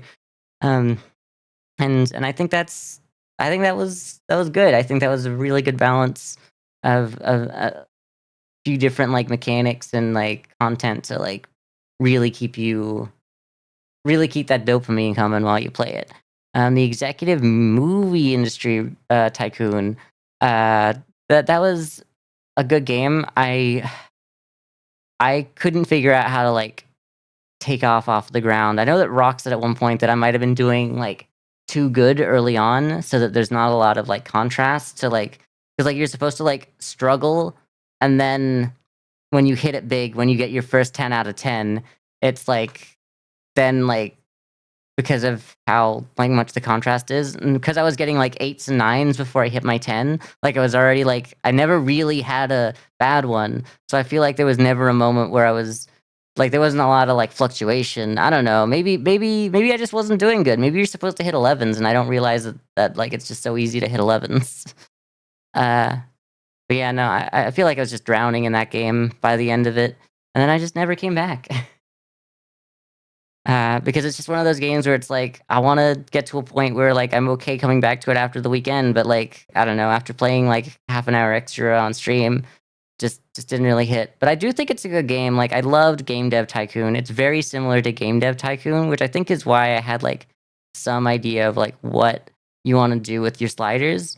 I do love a tycoon game that just gives you sliders and goes, "This guy's gonna make things." You just have to imagine they're real. That's fun. Haste. Look, I had so much going for it had so much going for it. Like in the first stream of Haste, I was like, "This is actually good. It's crazy. I didn't realize that you could make a Sonic game that was good." And then by the time I played it the second day, I was like, "They didn't make a good Sonic game. Like it's impossible to make a good Sonic game." Because by the time like I reached like level 6, and then once it was like that chaotic, you couldn't react in time. Like you do something and then like you can't like move enough in the air. Like you've like committed to this line, and then it's just there wasn't enough to really to really carry that game after. Like it just became like let's hope that you don't have like something generate the level generate in a way that's impossible. And turns out it was impossible sometimes. And I don't usually hate a roguelike that goes like, "Oh, this is actually impossible." But when it's portrayed as like, "Oh no, this is like still your fault in some way for not have like seeing this coming before you could know, and like picking the wrong item. Not really the wrong item, but like picking like the wrong direction to go at the start of the level." It was kind of like I get it. Uh But you really make me feel bad that I'm not progressing, because there's like genuine like levels. There's like you gotta go from level 1 to level 10. And when you make them all like roguelikes in their own sense, it feels like, oh, this is just a game that's like it sucks being stuck at level 6 rather than just like being told, "Oh yeah, just keep playing the game over and over. There aren't specific levels." I think that's just kind of like that's what it was for me, is like that, and then kinda going like, I don't really care about getting to the end of the game anyway, because you've already showed me that you're just recycling all of your bosses every 3 levels, and there wasn't anything new, and it's like, "Oh, we'll just do the same boss, but, like, have this happen a little bit differently so that it's more difficult." But then, like, you have, like I don't know the exact bosses, but then you have, like, uh, level 2 boss, which is more difficult than the level 5 boss just because it's, like, not well, that wouldn't really work, but the level 2 boss is more difficult than, say, like, the level 4 boss, because the level 4 boss is just the level 1 boss again, but harder. But, like, the way the level 2 works is different to the level 1 in such a way that it's just already more difficult anyway. So and then trying to, like, just add on to level one's boss to make it more difficult than, like, level 3 or level 2, and it's still not, because, like, you've already practiced this boss, you already know what to do. It's actually a lot easier than the 2 previous bosses. Just kinda like it just felt like they ran out of ideas, uh, and maybe they should have made the game a little bit different. Maybe it shouldn't have been, like, level like, numbered the levels. Like, I really think that if they'd done essentially the same thing, but not numbered the levels and just had you run over and over again, and then just, like, after, like, oh, you win once, you win twice, you win 3 times, it just tells you more and more bits of the story. I guess I just wanted it to be more cut and dry, regular roguelike than whatever this was. I came back here to see if, like, because I uninstalled all my games and reinstalled them, and I wanted to see if it saved uh, this one on the cloud so I could take some screenshots, and it didn't. So I didn't really go back to that one. What else we got? We got Peak. Peak came back in July. Peak's just gonna be, like, pretty big all the way down here. It's when we played Wordplay. A lot of people really like Wordplay. I still really like it. I should come back to it. It's crazy. Like, when you're thinking about what game do I play on stream, you don't think about, like, the game that you played 5 months ago that you liked, but, like, you've already played so many times. It's just hard to go, right, that exact game's good. I gotta write that one down. Wordplay was a lot of fun. There's been a lot of Scrabble roguelikes at the moment, and I've looked at them. They're all on my wish list. Maybe not all of them, but there's a lot of them on my wish list. But Wordplay definitely looks like it plays the best out of all of them. Steve's Warehouse, like I said, is a bit short, the games of that, but I do like the idea for a Suika roguelike. I really did enjoy that. It had some fun mechanics that I wouldn't expect out of it, and it never really ran out of ideas. It just had a lot of options. You unlocked different maps nicely. You unlocked different types of like uh, families of items instead of it just being like, get to the watermelon. It's like you'd have the animal one that's get to the whale, or sometimes like the elephant. No, the chicken. I don't know. That one was one because it's like that one is always it's not always different, but that's like it has two or three different options for what the final one could be, and they have different uh like effects at the end. That was pretty fun, but I think Week is one of those ones where as much as you try to like spice it up, it's not something that you can play over and over again for days or weeks. It's like something that you got to come back to after playing it for a couple of days, and you come back to it in like a month or a year or whatever, and it's fun. But like if you're gonna, it's easy to burn out because like you kind of see how much luck is involved in the Suika itself. Like I think that's where Steve's Warehouse went so well is like they allowed you to build like that with the deck building aspects. It becomes less about what's just luck. There's luck to an extent, but yeah, it's if you're gonna keep losing and you're gonna go like, oh, I just keep not getting these two watermelons or whatever. Because like that's what we're all going for is like getting two watermelons in Suika game because we want them to touch and see what happens. Um, Among Us, that was nice. This was a good game night in Shelby's Discord. Real good time that one was. Clutch Time. That was the basketball roguelike. I think it's good. I like it. I think for someone who really likes to play roguelikes out on their own, like, maybe just on their phone or whatever while doing something else, I think it's a good game to have. I think it doesn't quite hit it for me because it's like a little long because you have. It is almost Slay the Spire length though. I don't know. It's just weird because the way you like knock out of like a tournament style, or you do like a whole season's worth of games essentially. But I guess I'm just afraid of commitment because that's a lot of time to put into it. Date everything. Like, what can I say? That was just peak. That was peak this year. Also peak. That was peak this year. Um, Date everything was really good though. I'm really glad that I ended up biting the bullet, spending the money because like a lot of the games that I've been playing up until that point were like $8 or whatever, $10 on sale. And I was like, yeah, that's fun. But like this one is like $30. Like it feels like a lot of money to just play once to three times and then put it down. And then we ended up playing it like 9 or 10 times on stream. So it definitely if we're looking at like the how much it costs per stream for me to play, it was definitely one of the cheaper ones. But yeah, no, it just seemed expensive compared to. I'm just spoiled for choice. It's not that expensive. It was actually pretty cheap for what it is. There's a lot of content in there. There's a lot of good work that's gone into it. The art's really nice. The stories are written nicely as well. There's some good characters in there that I really like seeing. There's some amazing voice actors. I mean, when you get Dante Bosco into voice the damn fireplace, I mean that has to be like a 10 out of 10 game right there already. The Zoe storyline, like, made me want to cry. Not really, baby. I don't know. It made me feel good at least. Uh, and I like, you know, Rebel was definitely my favorite of the game. It's the reason why we have the version of my avatar that has the damn bitch choker now, because I thought that would be fun, and it's just kind of stuck around every now and then. I did make a nice short from when I had it on at one point, and someone in the comments was like, "Ew, a furry that's wearing a bitch choker," and it's like that's so funny because like you start off as like this parody of the thing that you look like. Like you do it for like, it's not sincere, it's ironic, and then it's like I really just become that guy now. Though I haven't worn it in a while because I haven't really felt like it. I think there's like I only felt like using it like essentially the one time we played.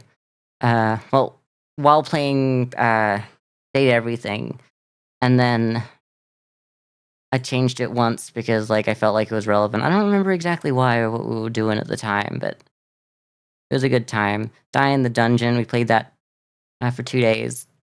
It's just such a long roguelike, or I overthink it. It's a bit of both. Uh, but definitely a lot of fun. I'm glad that I played it when I did because, um, man, what's their name? Because they're not ES Noob anymore, and I want to get their name right. It's like we wouldn't have rated them if they weren't playing the same game as me that day. Uh,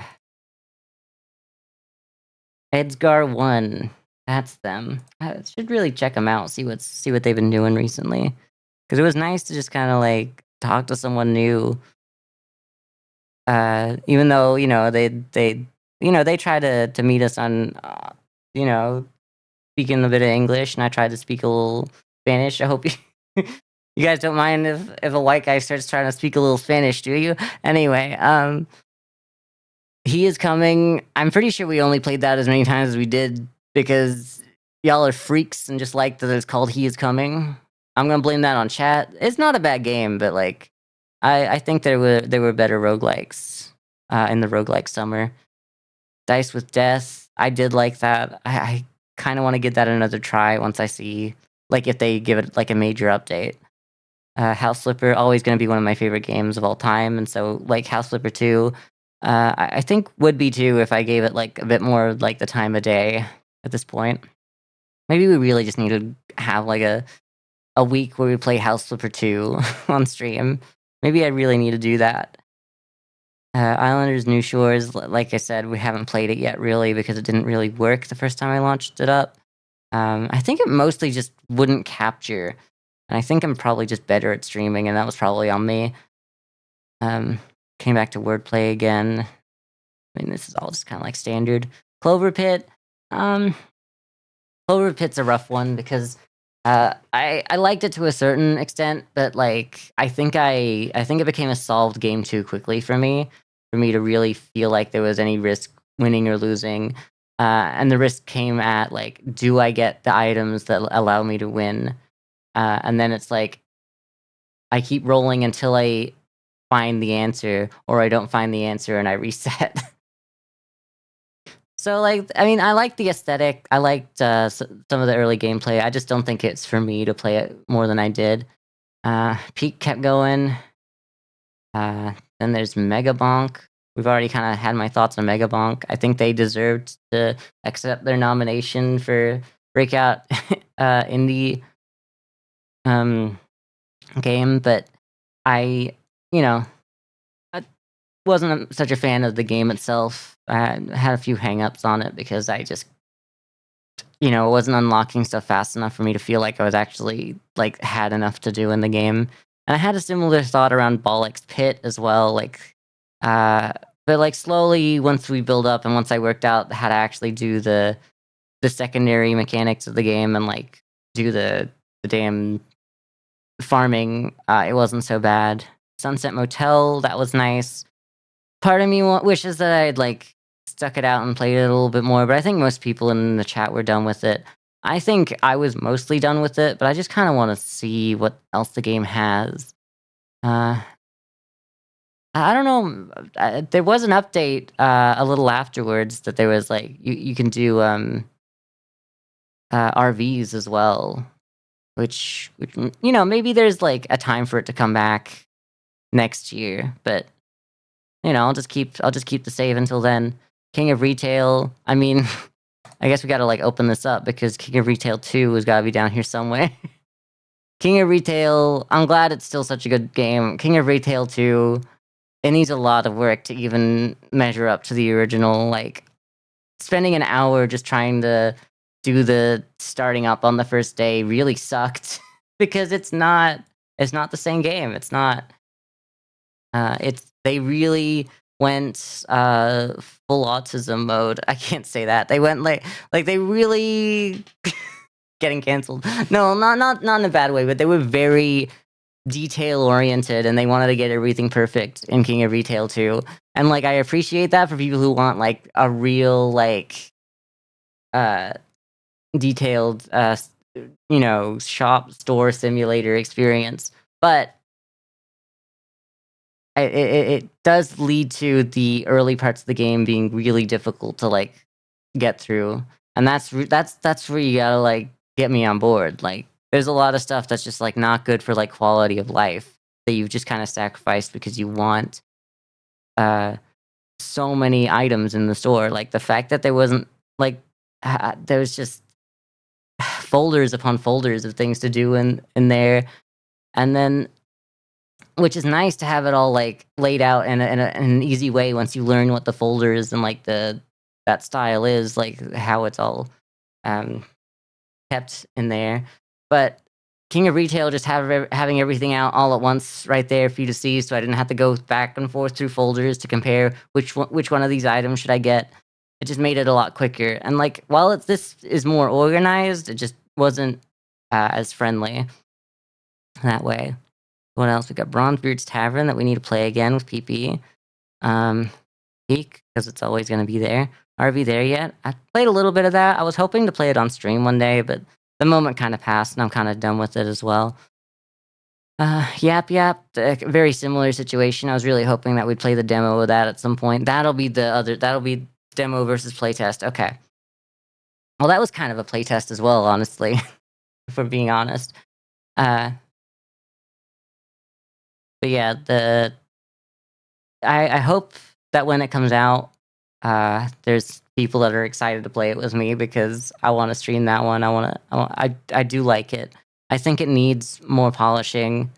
It needs more of a direction for what you do in the level rather than just like.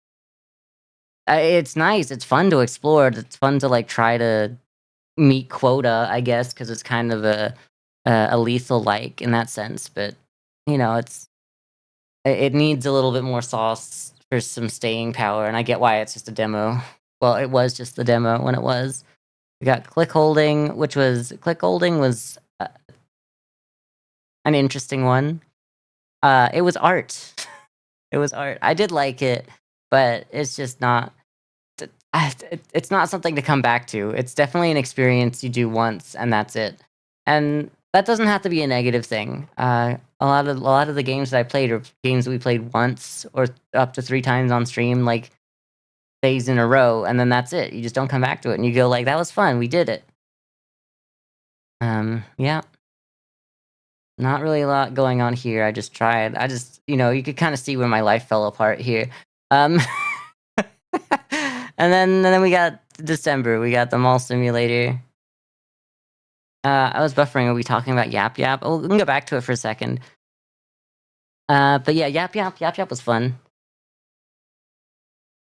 Not a big repo. Yeah, big on repo. That's fair. It's kind of like a repo. It's kind of like a lethal. I do think that it's definitely more like repo than it is lethal, but I think that it needs more sauce. I think it needs more to do. It needs more direction because just exploring the generated like wizard's tower is fun to an extent, but like you can see why that's just the demo. Yeah, one time sort of game, but you like it.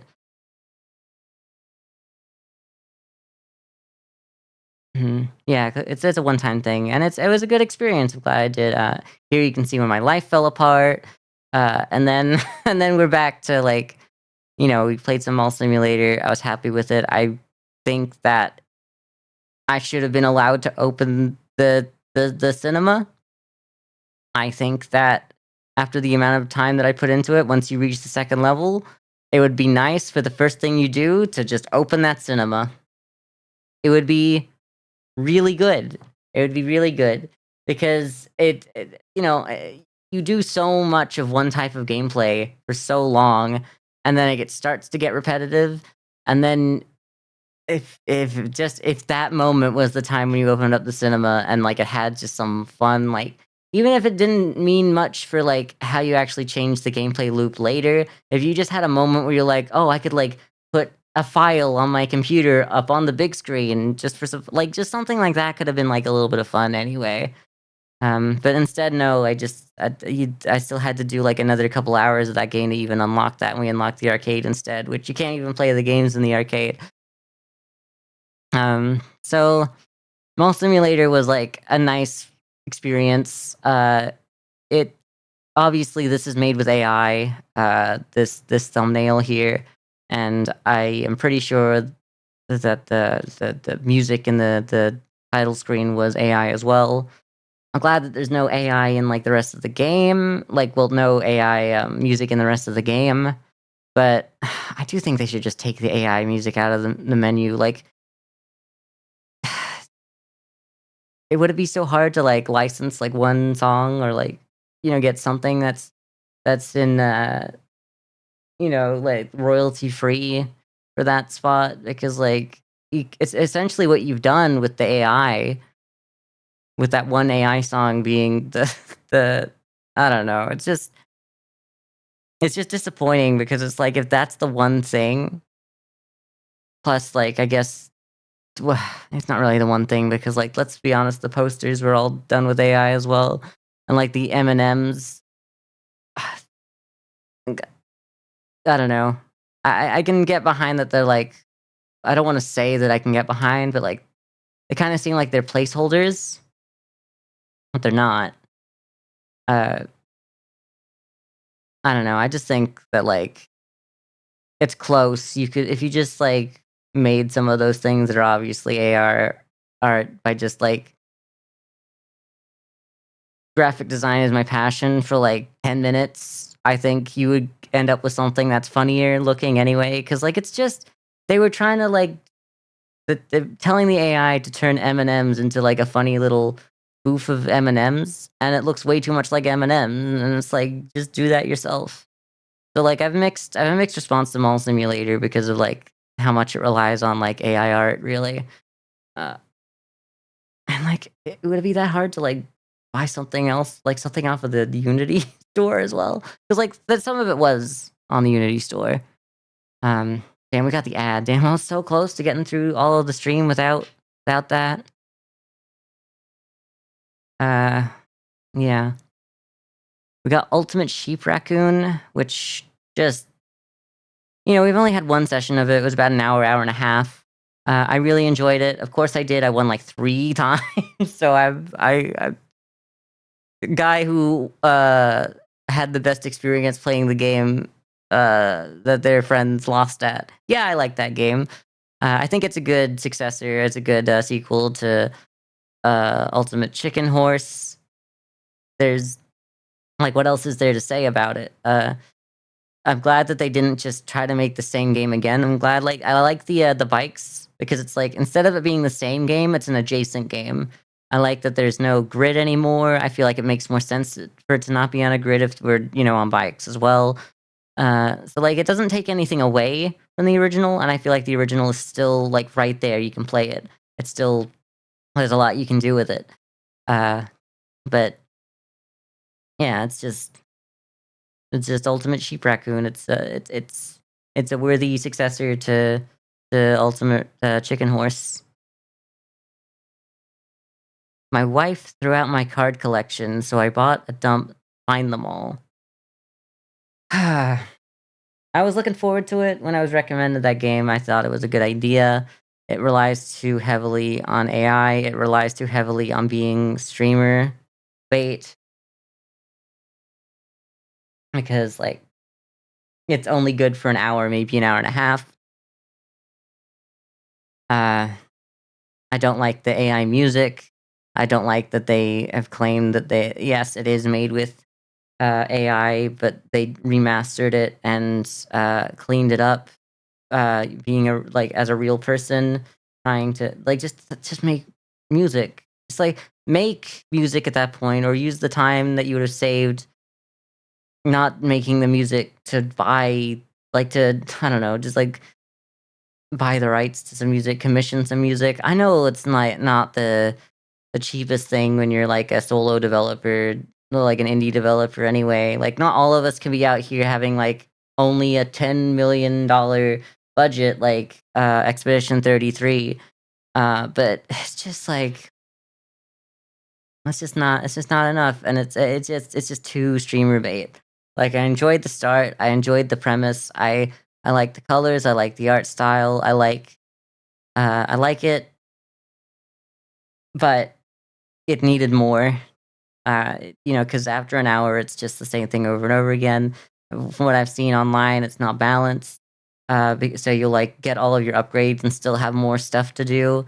So you're not like working towards anything anymore. You're just like trying to get everything done. So it's like the end of the game, and then it's just a slog. Like it was already a slog by when I left, and like I'd only worked on 3 of the piles out of like 8 or 9, and I hadn't even finished all of them. So it's just like I think they really needed to, like, I don't think you need to finish the piles, obviously, because as long as you just get all of the cards out of each one, it's fine. But like as I said, even if that's the case, I'd only done that to 2 piles and started on the 3rd.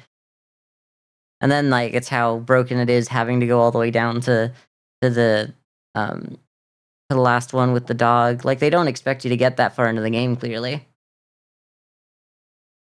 Um, all right, I have to be right back. I'm so sorry.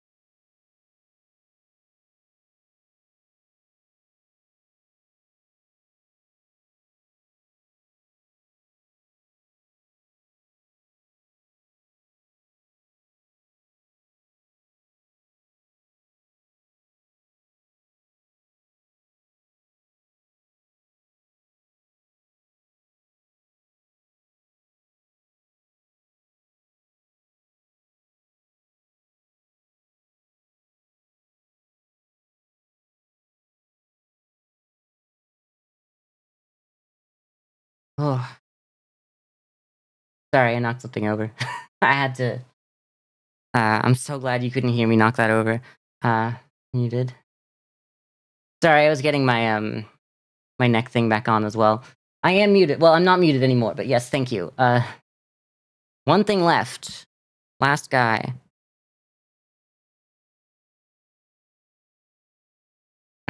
Would be Drywall Eating Simulator, which I did have high hopes for, but it's the game's kind of like broken in its current state. I don't know how it made it past testing. Uh, like the start of the game's good. I don't want to say it's streamer slop because it's not. It's not like streamer bait or anything like that. It's genuinely could be a good game. They just need to sort out what's going wrong with the